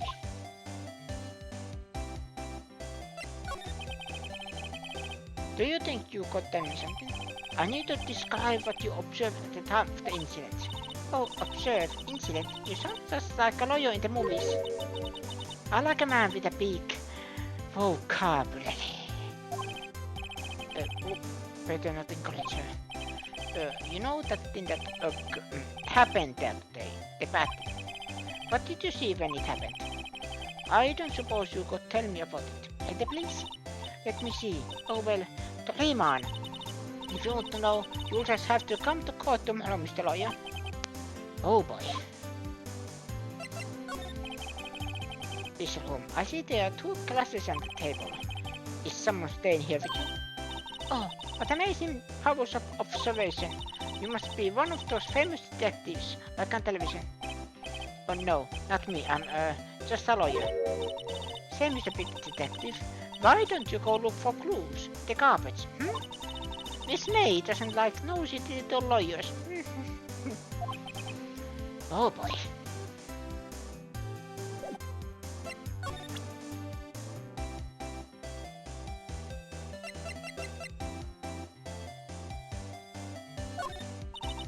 Excuse me, but I'm a witness. Police witness, you understand? How could I possibly give you any information in good conscience? Me, the witness. It's just like in the movies.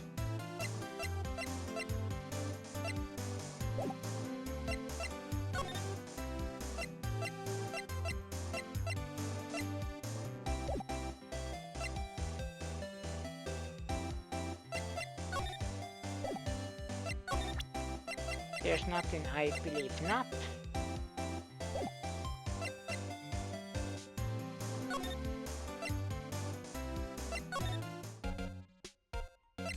No. Seems the lamest crossbow is out there. So just wait here for him to come back. Ahem.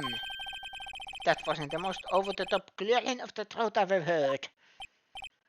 Oh, so you're the one they say has been looking for me. Yes, that's me. He looks even grander than I imagined. With the Teddy Roosevelt mustache. That patch on your collar. Ah, so you're a lawyer, are you now? Yes, well, yes. And what do you want? I'm not particularly busy these days. Please proceed. Not busy? Then how come no one could get in touch with you? Something the matter. You came to see the one and only Marvin Grossberg, did you not? Well, here I am, boy. What do you want? Out with it. Well, sir, actually it's about Maya Fey. Ah, yes. Maya Fey. Go on. Why the strange reaction? Cha. I'm really quite busy here, son. I can't go taking cases on a day's notice. No, it's quite impossible. Wait a second. How did you know the trial was tomorrow? Anyway, I'm afraid it's entirely impossible for me to present her. Sorry, end of discussion. What's going on? He refused me before I even got the chance to ask him. What do I tell Maya?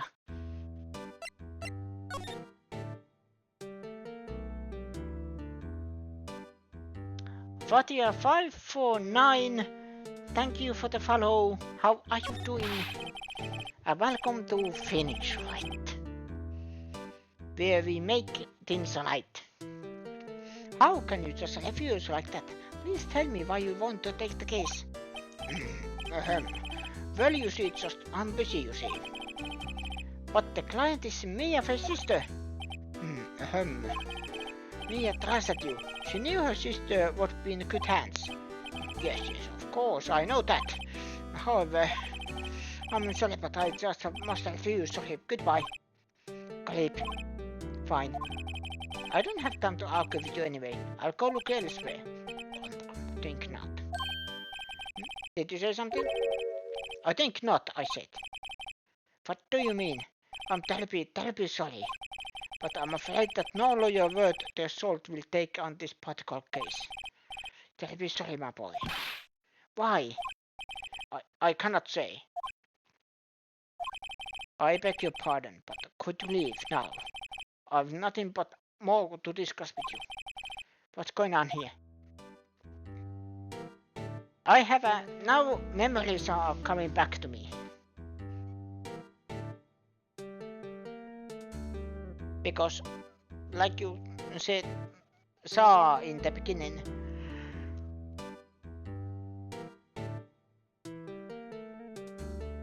I have played this a little bit. At least 2 cases, and the beginning of the 3rd. Mia. How did you know Miss Mia Fey? She worked here a long time ago. Quite the apprentice, that one. Learned my techniques in the blink of an eye. She left one day, quite suddenly. She had a mission, you see. A mission? You could see it in her eyes. She followed it with a burning passion, never looked back, that one. That's quite a painting. Ah, you noticed. It's my pride and joy. Impressive, isn't it? Well, isn't it? The color of the sky, the hue of the sea, the weave of the starlight. It's worth at least 3 million. I have no intention of parting with it, of course. No, I won't sell it. Not even to you. I wasn't interested. It's not for sale. I'm not buying. Jeez.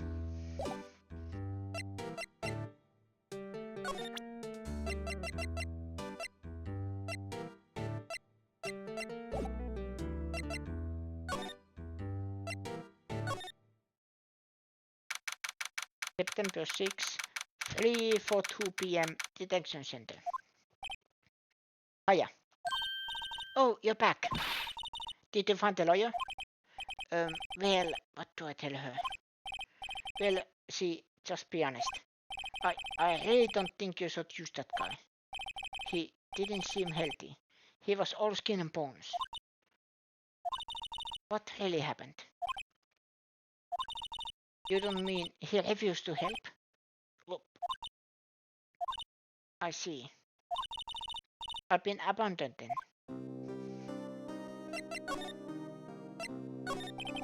What about your family? I only have had my sister. My father died when I was very young, and I don't know where my mother is. Don't know, so she could still be alive.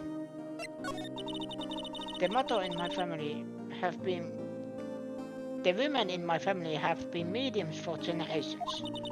They say a lot of spiritual power runs in our blood. About 15 years ago, our family was involved in an incident. There was a man and he ruined our mother's life. Ruined. After that, she disappeared. Several years after that, my sister announced she would become a lawyer and she left the mountain. So, you live by yourself? Yes, I've gotten used to it. Oh, also, I had to become independent or I would lose my powers. I feel bad for her, all by herself up on that mountain. So, who was this man who ruined your mother? About 15 years ago, there was an unusual murder case. It made quite a stir. Everyone was talking about it, apparently. The police were running out of leads, and they were getting desperate. Wait, they didn't use a spelled medium, did they? The police convinced my mother to try to contact the victim. Wow, so what happened? The case was solved, we thought. You thought? The man my mother helped the police capture was innocent.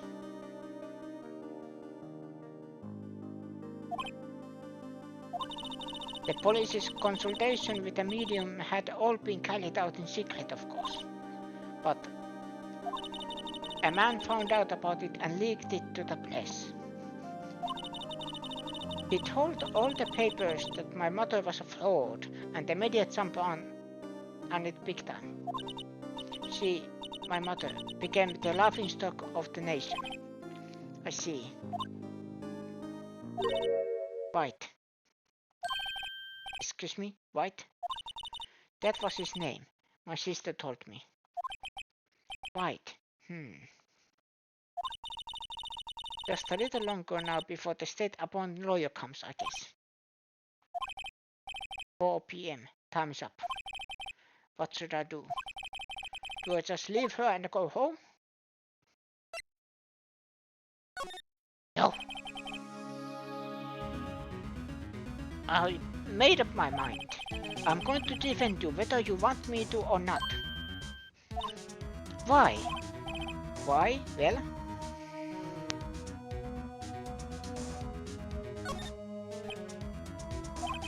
no one is sad as a person without many friends.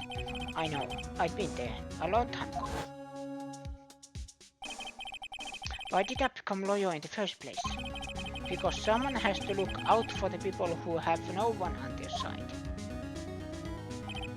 Maya, I won't abandon you. You can't count on me. That's so kind of you.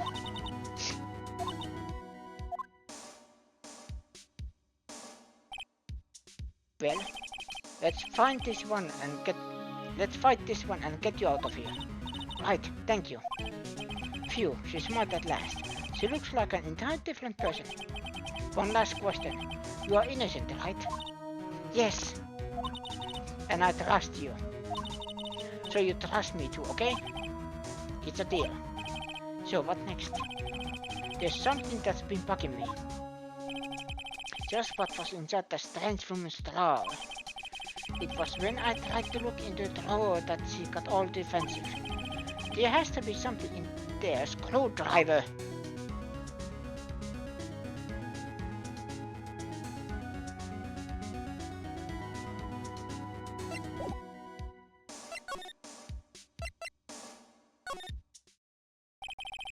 Good afternoon, sir.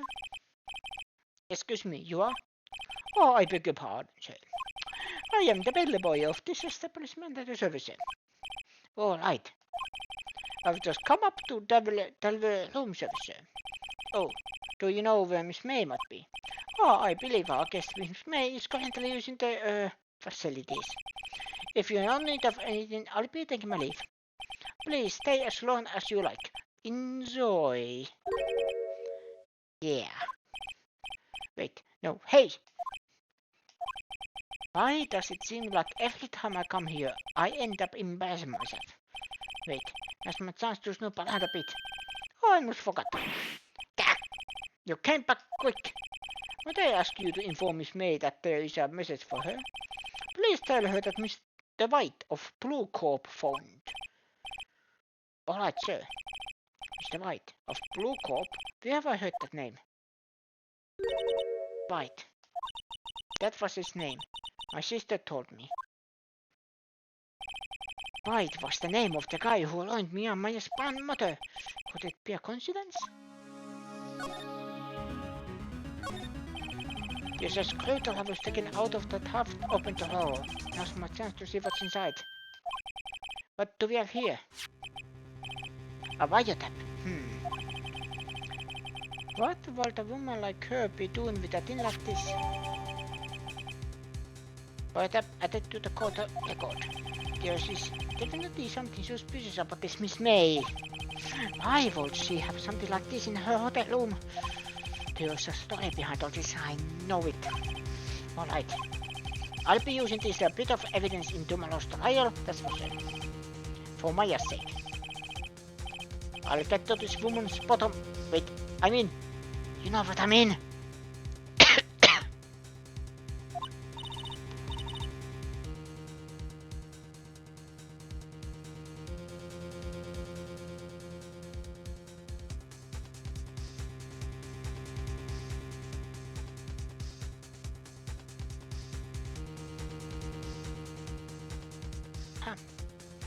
Oh, bad boy's still here.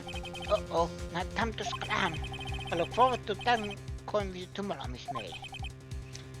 In court. To be continued.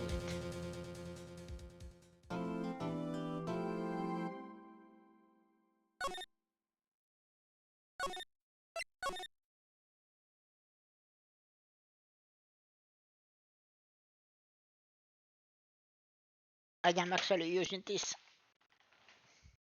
to have a break. Let's see how far I can go with this today. But I am taking a small break because I actually need actual water. Or something. Because of my throat. So I'll be right back.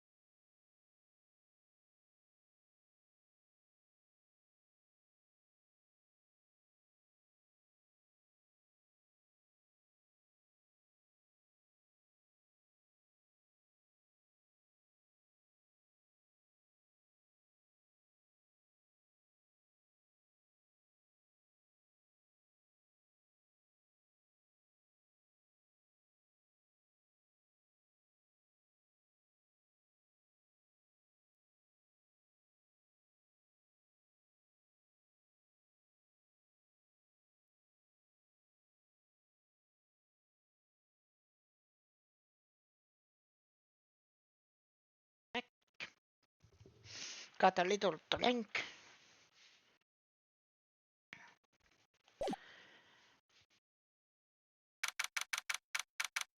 Let's continue. Chapter 7, 10 a.m. District Court. Court is now in session for the trial of Miss Maya Fey. The prosecution is ready, Your Honor. The defense is ready, Your Honor. Mars expert. I better not show any signs of weakness today, or he'll be on me in an instant. Mr. Edwards, please give the court your opening statement. Thank you, Your Honor. The defendant, Miss Maya Fey, was at the scene of the crime. The prosecution has evidence she committed this murder, and we have witnesses who saw her do it. The prosecution sees no reason to doubt the facts on this case, Your Honor. I see. Thank you, Mr. Edwards. Let's begin then. If we may call your first witness, Your Honor. The prosecution calls Chief Officer at the scene, Detective Kamsu. Witness, please state your name and profession to the court. Sir, my name is Dick Kamsu, sir. I'm the detective in charge of homicides down at the prison, sir. Detective Kamsu, please describe for us the detail of this murder. Very well, sir. Let me use this floor map of the office to explain. The body was found this window here. And the cause of death? Loss of blood due to being struck by a blunt object, sir. The murder weapon was a statue of the thinker found next to the body, sir. It was heavy enough to be a deadly weapon even in a girl's hand, sir. The court accepts the statue as evidence. They're still calling it a statue. The murders in the Fey and Co-law offices. Now, detective. Listen. You immediately arrested Miss Maya Fey, who was found at the scene, correct? Can you tell me why? Yes, sir. I had hard evidence she did it, sir. Detective Kamsu, please testify to the court about this hard evidence.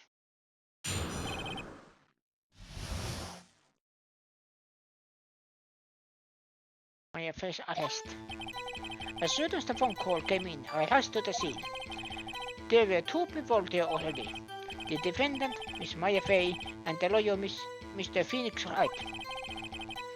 I immediately arrested Miss Maya Fey. Why? We had a witness account describing her. The witness saw Miss Maya Fey at the very moment of the murder.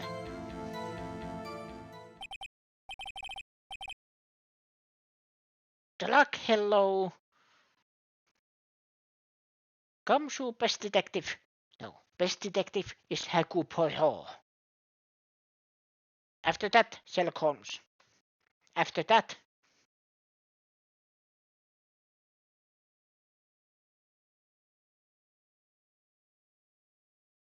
no, best detective is Batman.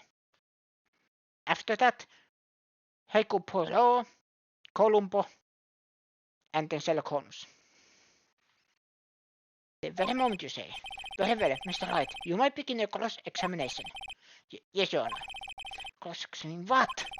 I can't see a single contradiction in that testimony. Whoosh. Smack. Hey, Maya just threw something at me. What's this?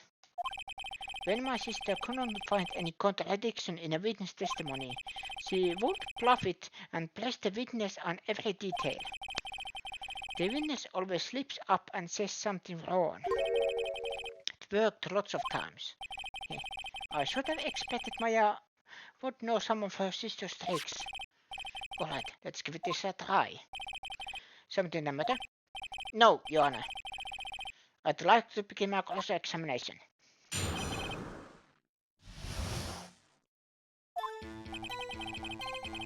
As soon as the phone call came, I asked the scene. Who did you say you got a call from? don't play dumb. You know who. The call was from a customer at the Gatewater Hotel, right across the crime scene. Okay, at last. Not sure it did much though. Alright, please continue. 2 people there already. The defendant, Miss Maya Fey, and the lawyer, Mr. Phoenix Wright. Miss Maya Fey. Why is that? What's your reason? Why, he had a witness account describing her. The witness saw Miss Maya Fey at the very moment of the murder. I can't see a single connection there. Just have to make Maya's advice and press him on anything suspicious. As soon as the phone call came in, I rushed the scene. There were 2 people there already. The defendant... The witness account describing her.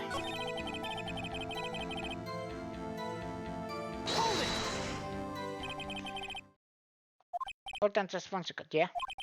If I heard correctly, you said you arrested her because you had hard evidence she did it, correct? Huh? Did I say that? Me? I heard you say it. You said it. You said it. Everybody was... You said it, yes. Exactly what about this suspicious woman in pink's claim was hard evidence? What? Miss May isn't suspicious, and she sure isn't pink, pal.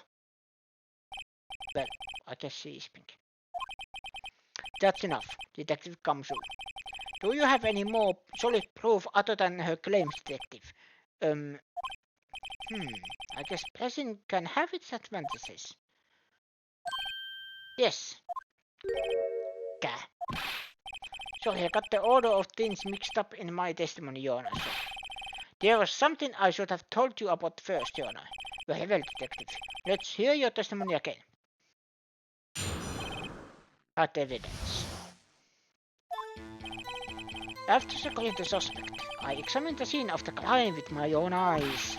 I found a memo written on the piece of paper next to the victim's body. On it, the word Maya was written clearly in blood. Lab test results showed that this blood was the victim's. Also, there was a blood found on the victim's finger. Before she died, the victim wrote the killer's name.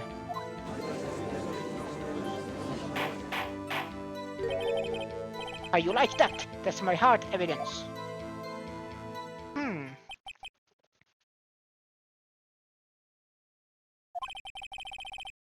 Before we begin cross-examination, I have a question for you, Detective. Joanna. Why didn't you testify about this vital piece of evidence the first time? I know, in past I forgot about your answer. Try to be more careful. Well, the defense may begin its cross-examination.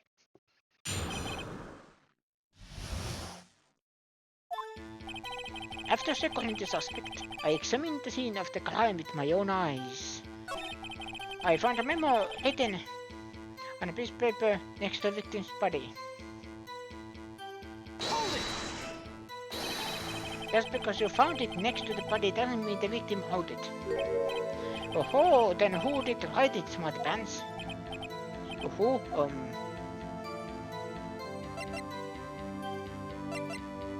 The killer. The killer, anyone can see that. Oh. You're saying the killer wrote her own name? Body, please. She was framed. Hold on. If that's the case, where's your evidence?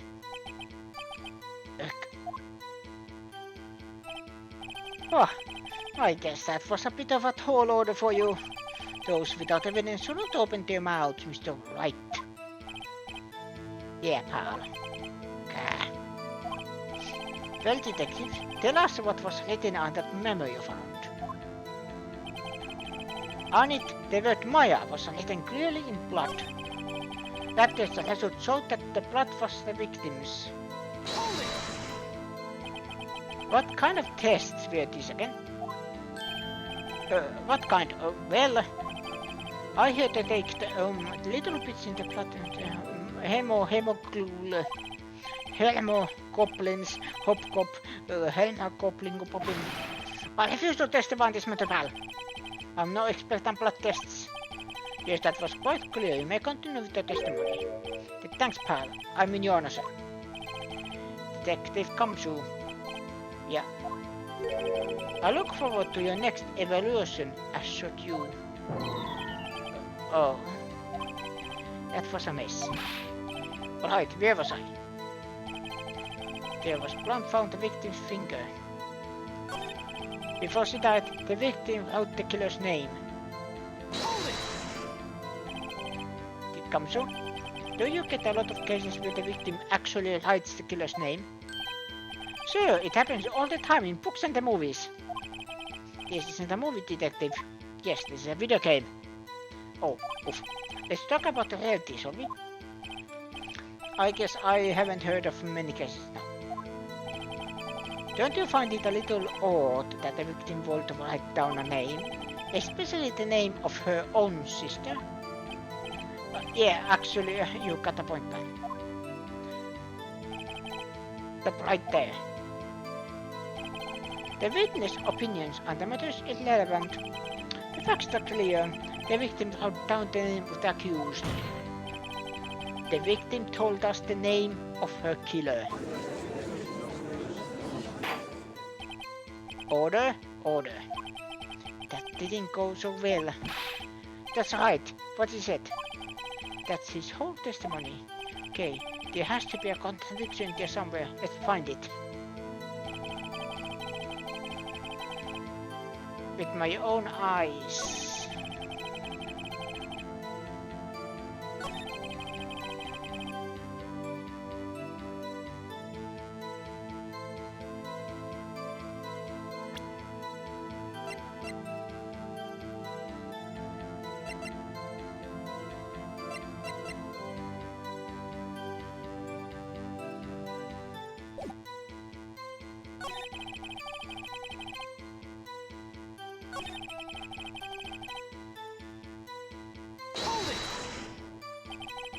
On which hand was the bloody finger, detective?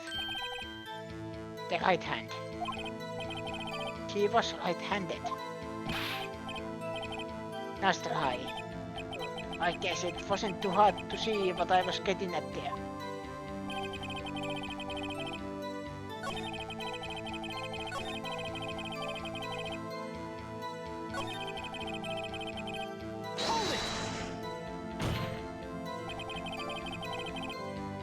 It was me who wrote that. This might not be good.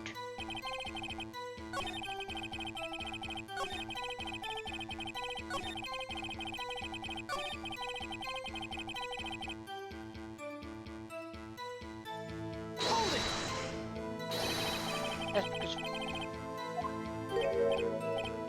Oh yeah.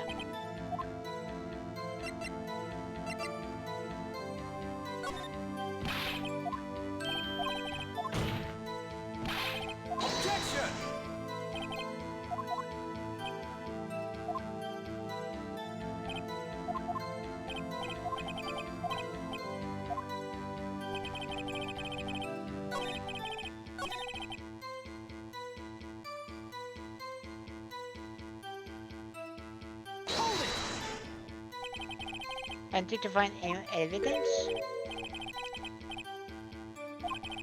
Just listen, I'm getting to the good part. Got a bad feeling about this.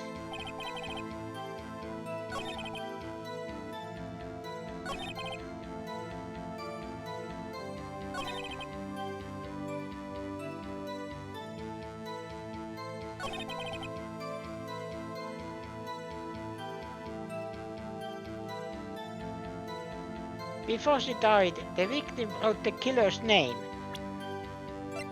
But the autopsy report said the death was instantaneous. Objection! Did it come true? There's one thing I want you to clarify for me there. You say that the victim, Miss Fay, wrote this note. That she was accusing the defendant, Maya Fay. That's really what you're saying? What? This isn't one of those lawyer tricks now, is it? Of course I wrote it. Who else could have? You have it backwards, detective. Backwards. The victim is the only person who absolutely could not have written it. This is a report from your department, detective. Immediate death due to a blow from blunt object. She died immediately. But no putting your way out of this one, detective. Order. The defense has a point. Someone who died immediately wouldn't have had the time to write anything down. Objection! Mr. Wright, I beg your pardon, but when exactly did you obtain that autopsy report? When?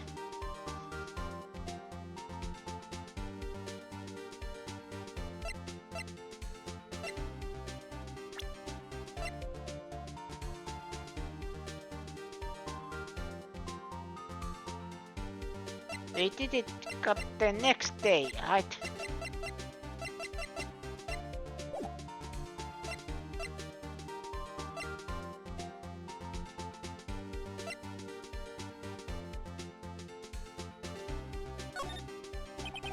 It was the day after the murder. The present point being that autopsy report is outdated, Your Honor. What? The second autopsy was performed yesterday at my request. Death was almost immediate to a blow from a blunt object, but there is a possibility the victim lived for several minutes after the blow. I received these results this morning. No way!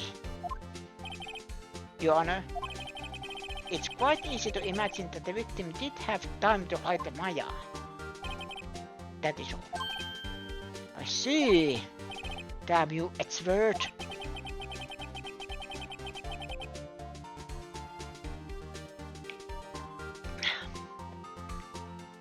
I should have known you'd have something up your sleeve. My, Mr. Wright, you look shocked. Something you want to say?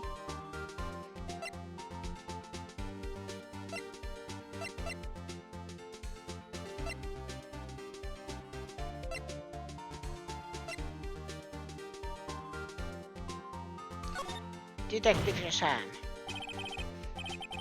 You're Sam. How could you give me a false report? I thought... Detective Kamsu. Up. I'm disappointed in you, handing him the wrong report like that. I'm sorry, sir. You are at work, detective. This isn't going to look good on your evaluation next month. But... You know, I submit this report to the court. Understood. The court accepts the evidence. Died from a blow by blunt object may have lived for a few minutes after being hit. Well, Your Honor, the evidence strongly suggests the victim was identifying the killer. I suppose that's the obvious conclusion, yes. Damn, this isn't good. The prosecution would like to call its next witness. This poor innocent girl saw the murder with her own eyes.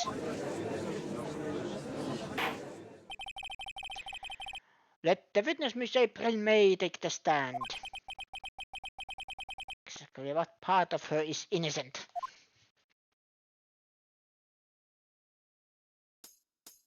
There's nothing innocent with that top. Witness your name, please. April May. She has boob physics. At your service, Fink. And that is a very short skirt. Order, an introduction should not require any reaction from the crowd. The witness will refrain from wandering. Ah, yes, Your Honor. This is not good. She's already captured the heart of every man in this courtroom. And probably some women. Tell us, where were you on the night of September 5th when the murder had occurred. See, I was like in my hotel room, I checked in right at the lunch. After this hotel is directly across from Fay and Co. law offices. That's right, big boy. Please testify to the court about what you saw.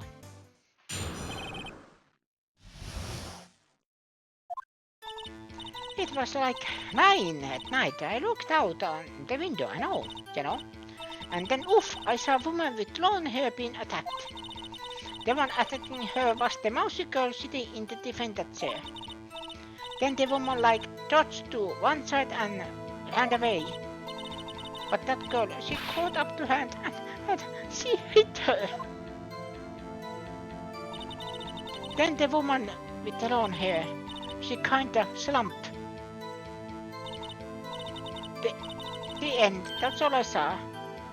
Every little bitsy bitsy pink.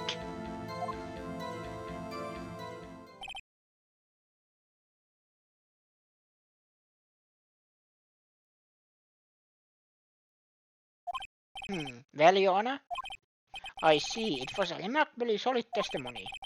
I don't see a need to report the witness any. Wait, Your Honor. Yes, Mr. Wright. What about my cross-examination? I thought the witness's testimony just now was quite firm, didn't you? Mr. Wright, I understand you were Miss Mia Fay's understudy, were you not? You must know her techniques quite well. Her cowardly way of finding tiny forces in perfect good testimonies. Hey, how dare you? Well, Mr. Wright, will you cross-examine the witness? Yes, I'm doing it. I'm glad to proceed with the cross-examination. If only because I have a feeling Edward doesn't want me to. She has to have some weakness. Very well, you may begin your cross-examination.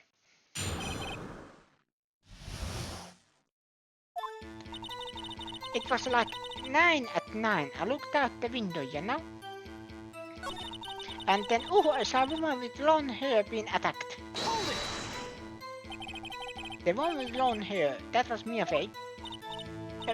Slender, sort of, well, some people might say pretty if that's your thing. Your thing. And the person attacking her. The one attacking her was the mousy girl sitting in the defendant chair. Then the woman like dodged to the one side and ran away. She dodged what? Well, the attack. Please, continue your testimony. But that girl, she caught up to her and she hit her. How did you know it was my client? Huh? Well, I see. First of all, she had a girl's physique. And secondly, she was small. Who else could it be but her? She's a point.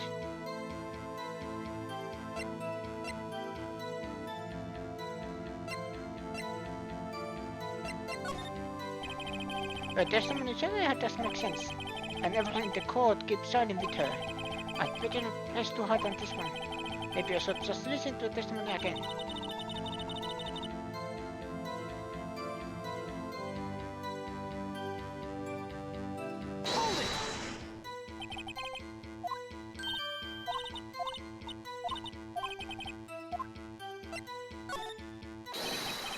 Hold on a minute, that testimony stinks.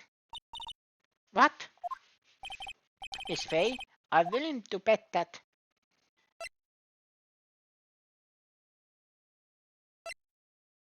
You saw nothing. Did you really see the defendant at all?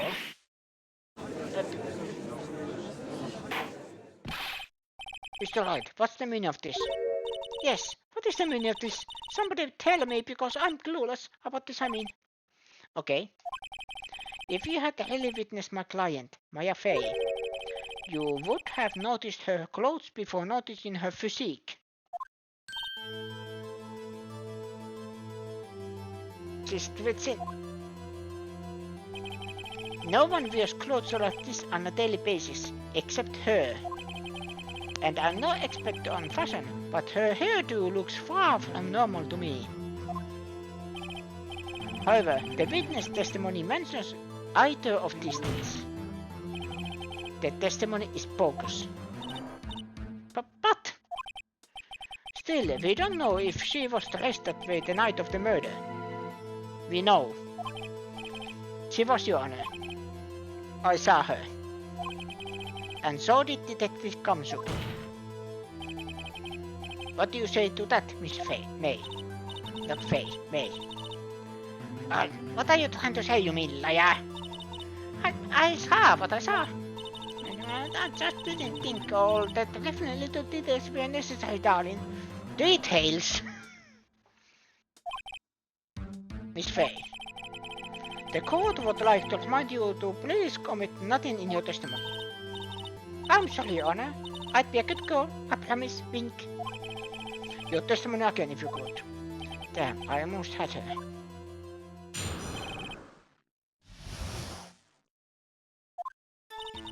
I did see everything, I did. The victim, the woman, dodged the first attack and ran off to the right. Then the girl in the hippie clothes ran after her. And she hit her with that weapon. I saw it, I did. That clock, that kind of statue clock? The thinker, I think. How do you know it's clock? They have made several times said that everybody is talking it as a statue and they have been in the same room with the tin. You have not. How do you know it's a clock? Well, does the accuracy of my opponent start duty? I see. Only wish you had been so detailed from the beginning. Please begin the cross-examination. But the beauty of these kind of things is that don't point attention to details.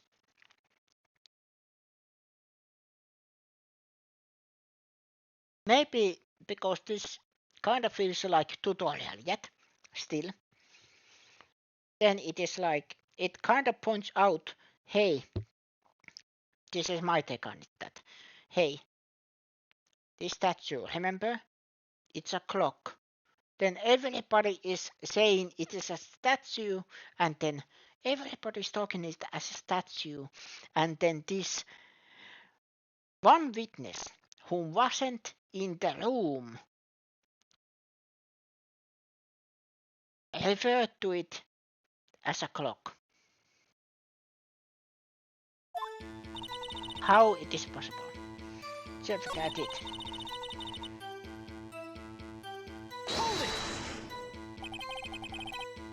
As in you're right as you looked from the hotel? It was my right hand, right? Said from the right. Was hippie clothes. Okay, that is rude. This woman needs to go to jail. Kind of statue clock thinker. A clock? Didn't this come up in another testimony recently? Well, don't look so sour, Mr. Lawyer. You can't win them all. No, but I have a feeling I'm onto something now.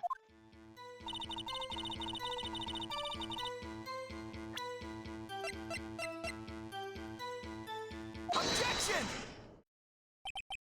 Miss May, what you said just now was quite revealing. Revealing? Oh, you'd like that, wouldn't you? Naughty Mr. Lawyer. You just said that the statue of the Tinker was a clock. But there's no way of knowing that just by looking at it. Another person in much the same position as you recently called this a clock too. And he was found guilty of murder. Order. Miss May, can you explain how you know this was a clock? Objection! The witness saw the murder with her own eyes. That's all that's important here. The defense is trying to confuse the issue with the trivial concerns. Yes, of course. You will withdraw your question. Objection! But questions are all I have, Your Honor. And as you may recall, I've caught murderers with these questions before. Well, only once. Objection sustained. You may continue to question the witness. Phew, that was close. If he stopped me there, the trial will be over. What? So, what happens now? What happens now is you answer my question. How did you know it was a clock? What? That's... Because I heard it. Yes, I heard it say the time. So you've been to the law offices of Fay and Co. No. Hey, I didn't say that. Why would I go there? I heard it from my hotel room. The law office of Fay and Co, where the murder took place, is very close to the hotel. She could easily have heard the clock. Well, Mr. Wright, are you satisfied? No, Your Honor. I can't give up now. I'm not satisfied because...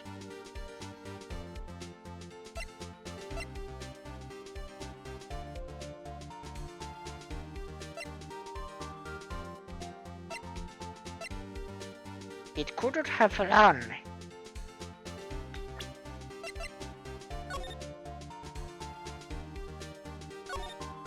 The clock, it's made to look like the Duster the Tinker, and it tells you the time. Or I should tell you the clock isn't talking right now. Lame.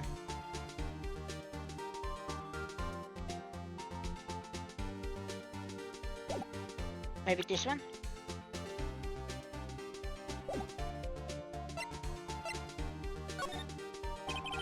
Your Honor, members of the court, it is inconceivable that the clock is question ran.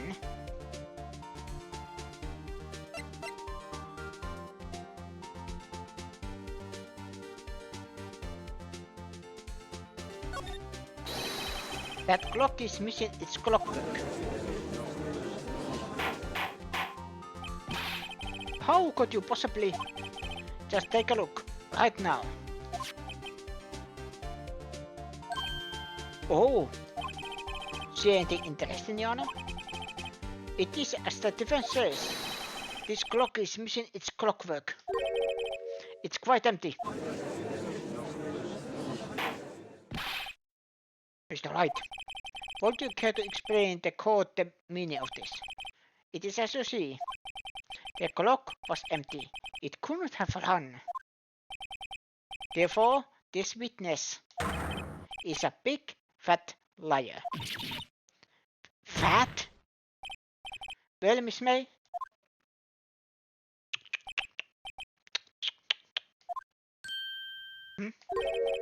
What show you put on for us, Mr. Wright? He knew the clock was empty. Somehow, he knew.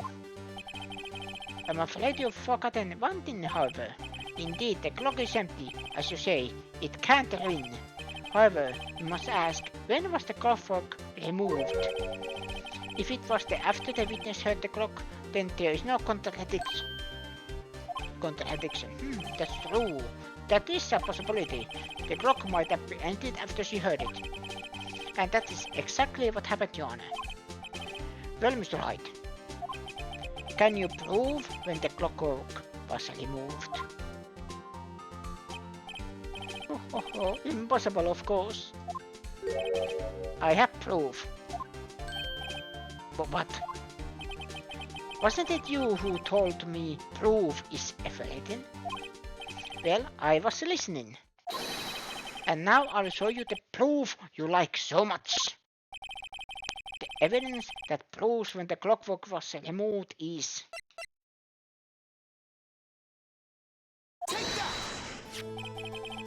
Take a look at this.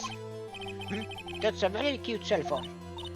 Oh, you have a curly phone. Wait, this isn't my phone. Listen. This is the defendant's cell phone and it contains a recording. A recording of a conversation she had with the victim on the day of the murder. Order. The defendant's cell phone? That this wasn't brought to my attention? Perhaps the gumshoe overlooked it. The good detective better remember he's up for evaluation soon. I gotta say, I'm starting to feel bad for the big fella. Let's hear the conversation. You just want me to hold on the thing for you then? If you could. I should probably tell you, the clock isn't talking right now. Huh? It's not working? That's lame. I had to take the clockwork out, sorry. September 5th, 9:27 a.m. Your Honor, I think this makes it clear the clockwork was already gone by the time this was recorded. Which was well before the witness even arrived at her hotel.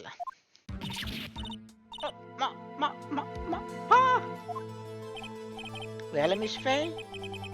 Why I am calling her Faye? Faye is not part of it. Faye is the victim. Faye is dead.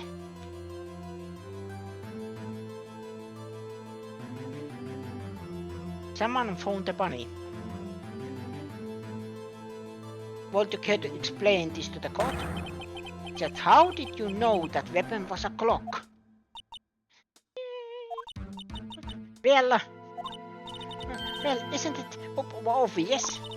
I saw that clock before. What store was that again? I go to so many. Oops, I forgot wink. So the witness had seen it before. That would make sense. Does the defense have any objection, Mr. Wright? Yes. The witness claims she had seen it before, but this directly contradicts a piece of evidence already submitted to this court. Well then, let's see it. Please produce this evidence that will prove the witness had not seen the clock before.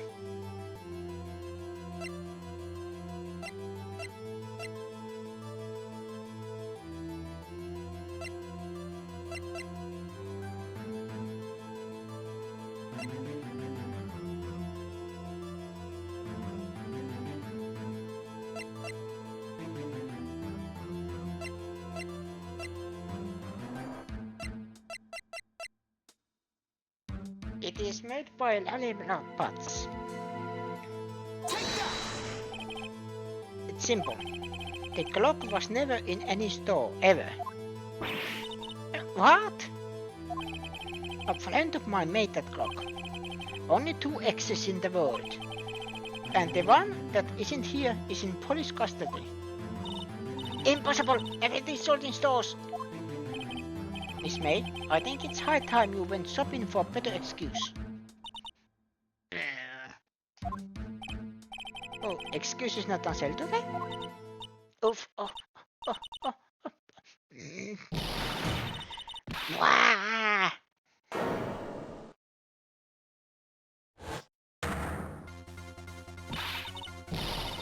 What's it you, Pokemon head?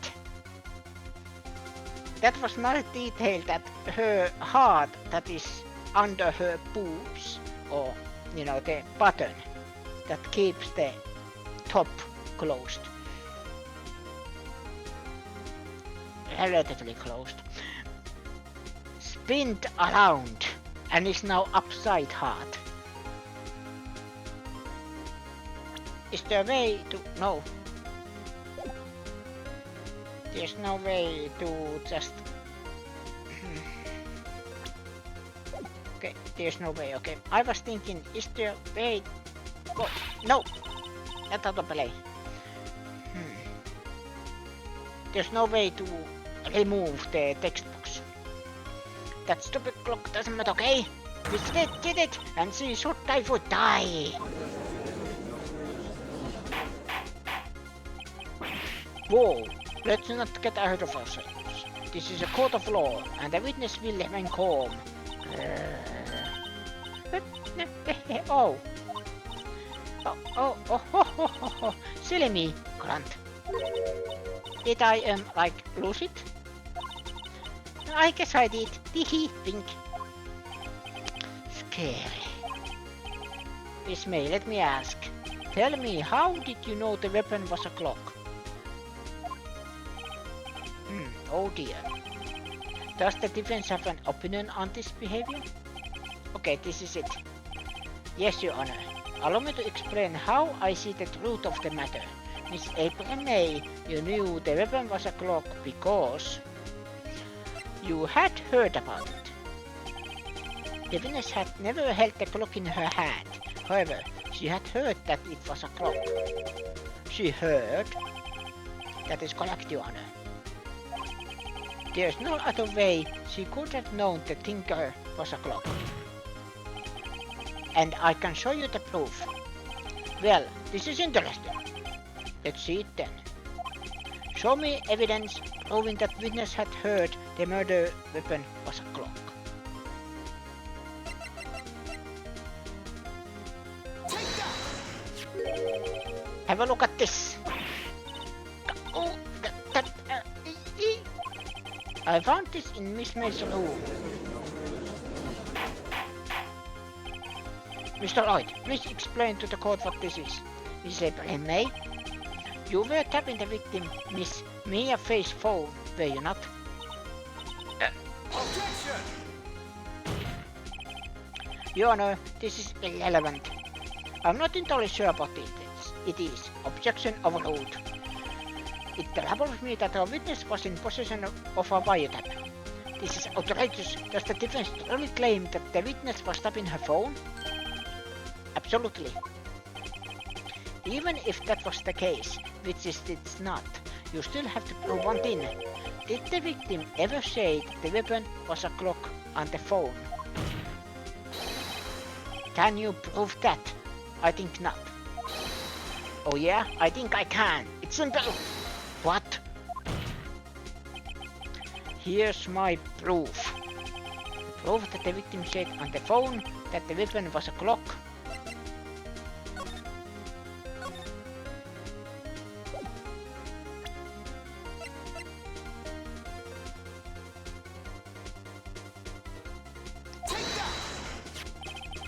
I present the defendant's cell phone. Yes, we've seen that. Listen one more to the conversation between defendant and the victim.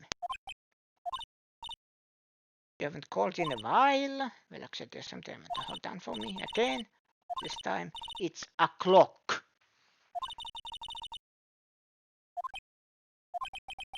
Miss April May, you used a wiretap to listen to this conversation. That's how you knew the Tinker was a clock. Am I wrong? Objection! Your Honor, this is ridiculous. Your Honor, look at the witness's face. Does she seem amused to you? The defense demands an answer. Witness, answer the question. Did you tap her phone? Miss May? Shut up, all of you. What gives you the right to talk to me like that, you liar?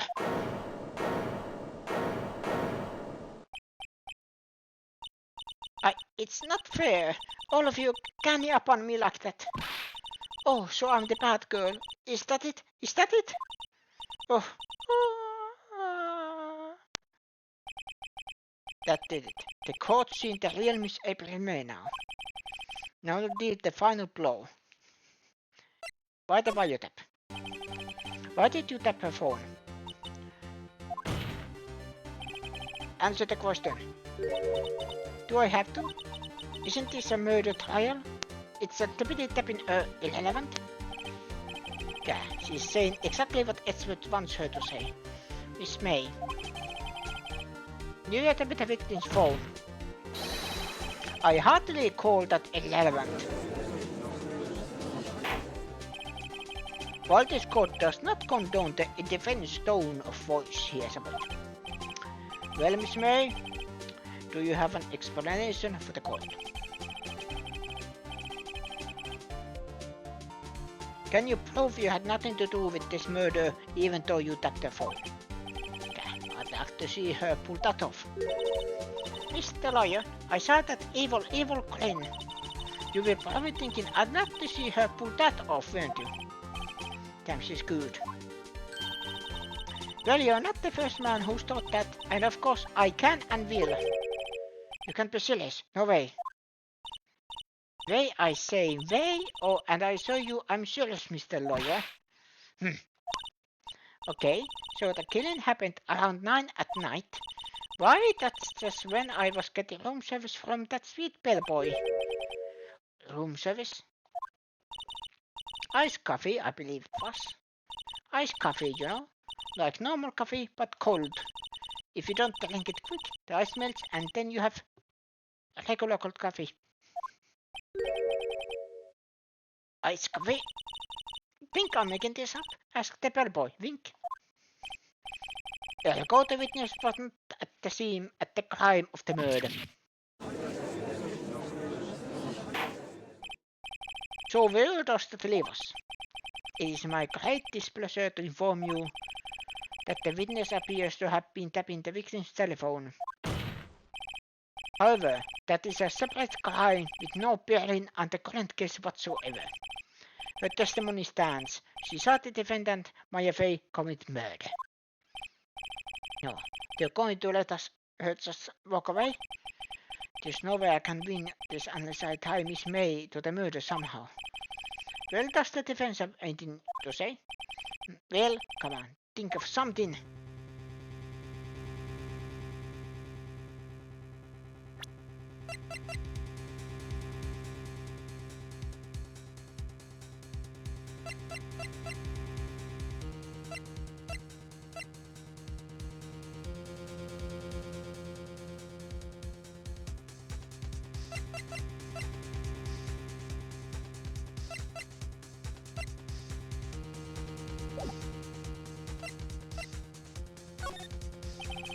The defense would like to call the hotel bellboy as a witness. There's something suspicious here and I'm going to get to the bottom of it. I think you're sinking quite low enough already. I hope you to call the bellboy. Why? What's your reason? Because I hold that the wiretapping had nothing to do with the killing. However, if you agree to one condition, I'll consent to calling this witness. Condition? If Miss April May's alibi is not called into question after you examine the bellboy, then you will recognize that Miss April May was not the killer, thus she is innocent. And thereby you must also accept the verdict of guilty for Miss Maya Fey. That is my condition. What? I'd better find something suspicious in that bellboy's testimony. Otherwise, Maya will be declared guilty on the spot. What should I do? Accept the condition. Alright, I've got nothing to lose, except for, well, everything. Understood. Accept the condition. Fool. You fell right into my trap. Uh-oh. Wait. Well. The court calls the hotel bellboy to the stand.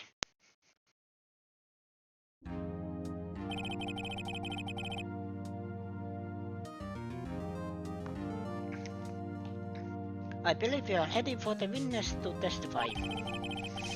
He certainly does look like a bellboy. Why, he has the tray! I forgot about that. Yes, sir. I believe you are someone in the middle of sir. I'm happy to be of service. That t-shirt looks rather heavy. So without further ado, the witness may begin his testimony. Very good, sir. Miss May's room service. I am the head bellboy at the fine Gateway Hotel in business for four generations. I believe I received a call after 8:00 in the evening from our guest Miss May. She asked for an iced coffee to be brought at her at 9:00 on the dot, sir. I brought it to her at precisely the requested time, of course. And I believe the iced coffee to our guest Miss May herself. I see. The defense may begin its cross-examination. Right, I'm ready. I hope.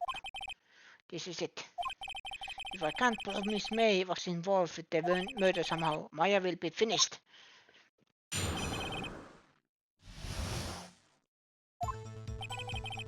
I am the head bellboy at the fine in 4 generations. It's called after evening from my guest. So, are you sure it was Miss May on the phone? Absolutely, sir. How can you be so certain? I checked Miss May in person, sir. Not only did I see her in all her stunning radiance, but also heard her voice. And then I saw them. And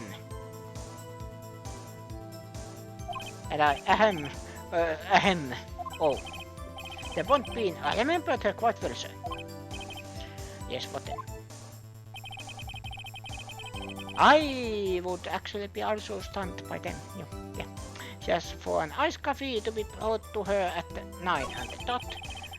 Wait to her at the request time, of course.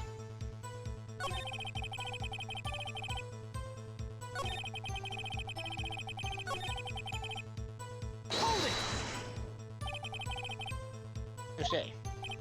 Yes, I confirmed that detail several times. She was watching the program on the TV and wished to drink after she finished. At the time of the murder, I brought to her at the present request time, of course. Precisely then. Precisely, exactly, and most definitely, sir. 9 p.m. How can you be so sure? Miss May was quite insistent that it be brought to them. Oh, bellboy, DC, at like iced coffee at exactly 9:00 and something like that, sir. Therefore, I knocked on the door at the crack of 9. And she be so particular about the time.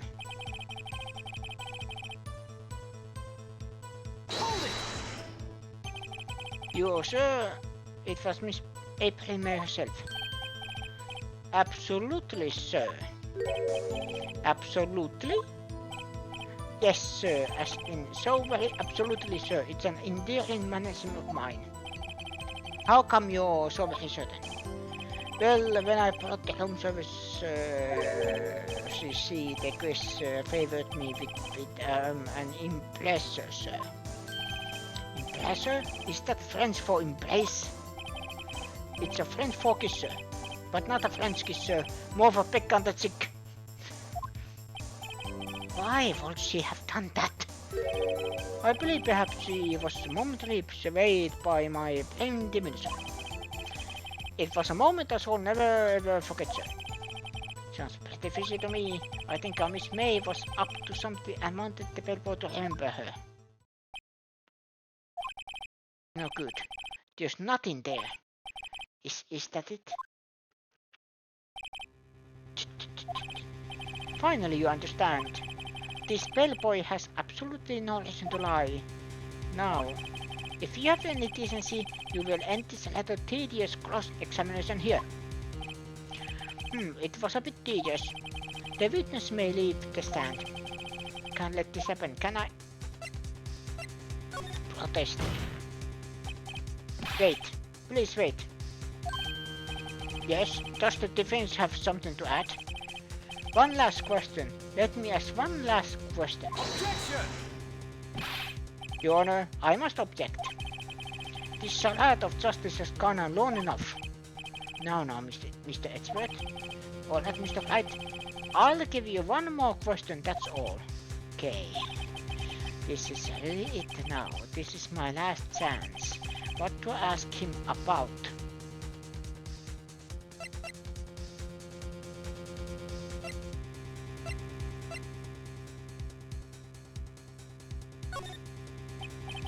Tell me again about the room service. Again, sir? At exactly, I delivered the room service to Miss May in the room for her fee. The guest had requested as coffee. $18 was the charge as I recall. See. $18? Doesn't that seem a bit expensive? Yes, well, iced coffee for 2, you know, and we don't skimp on the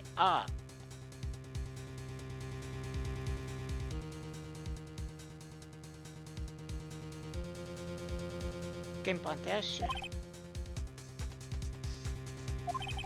What did he say? What did you say? Rather quite. Bellboy, tell us the truth now. Was someone else staying in Miss May's room? Objection! I object. That was objectionable. Objection overruled. The witness will answer the question. Yes, I see. Why did you not mention this in your testimony? Well, sir, you didn't ask. Nice try. That's the sort of thing you're normally supposed to mention. Yes, quite, indeed. It was the good barrister there, Mr. Edgeworth, who... He asked me not to mention it if I wasn't specifically asked, sir. Don't... You fool! I've done it. I won. Miss April May checked into a twin room with a man. Correct? Yes, sir. Then, when you brought the room service, you didn't see that man in the room. That's right, sir. Your Honor, you just learned of another person involved who may have been the murderer. In light of this new fact, I hold that it's impossible to judge the defendant. Would you agree, Mr. Edgeworth? And who, Mr. Wright? Who is this other person? Simple, it was...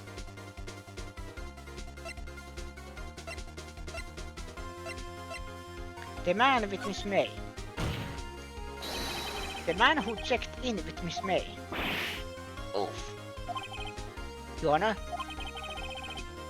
as has been previously revealed, Miss April May was tapping the victim's phone, yet Miss May herself was the alibi at the time of the murder. However, that does not clear the man that was with her. The bellboy saw no one else in the room at the time of the murder. Oh my, what a convenient little setup, but it's too late. Too late? I suppose you would like it if it was too late for you. After all, it was you who hid the presence of the other man from the court. Upstart amateur. These accusations are ridiculous. Enough. The court acknowledges the defense's argument. I expect the prosecution and defense to look into this matter fully. And am I understood? Yes. Yes, Your Honor. That is all today for trial of Maya Fey. Court is adjourned.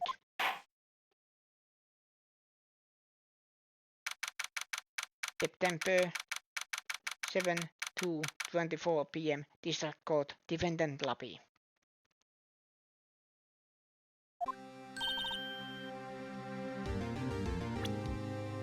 But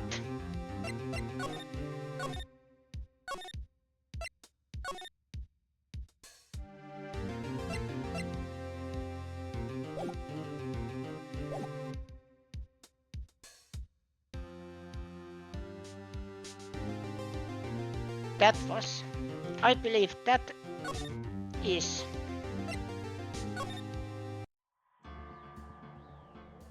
enough for today.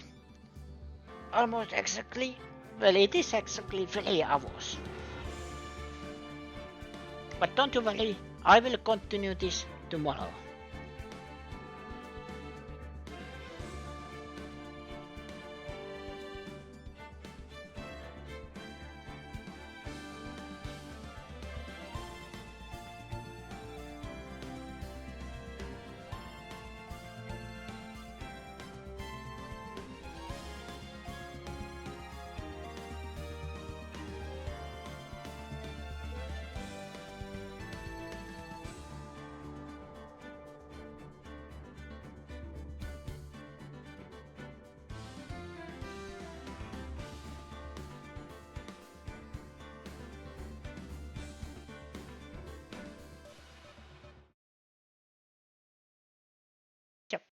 Let's rate the bunny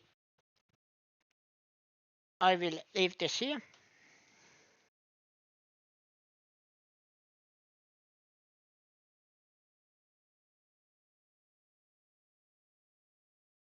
I am happy that I am able to load this game. It has been since 2019 that I played this. I think when this game came out, but thank you everybody for watching. Thank you lovely people in the chat. My name is Venno. This was Ace Attorney Trilogy, and I will see you again next time, same Venno channel. Good night.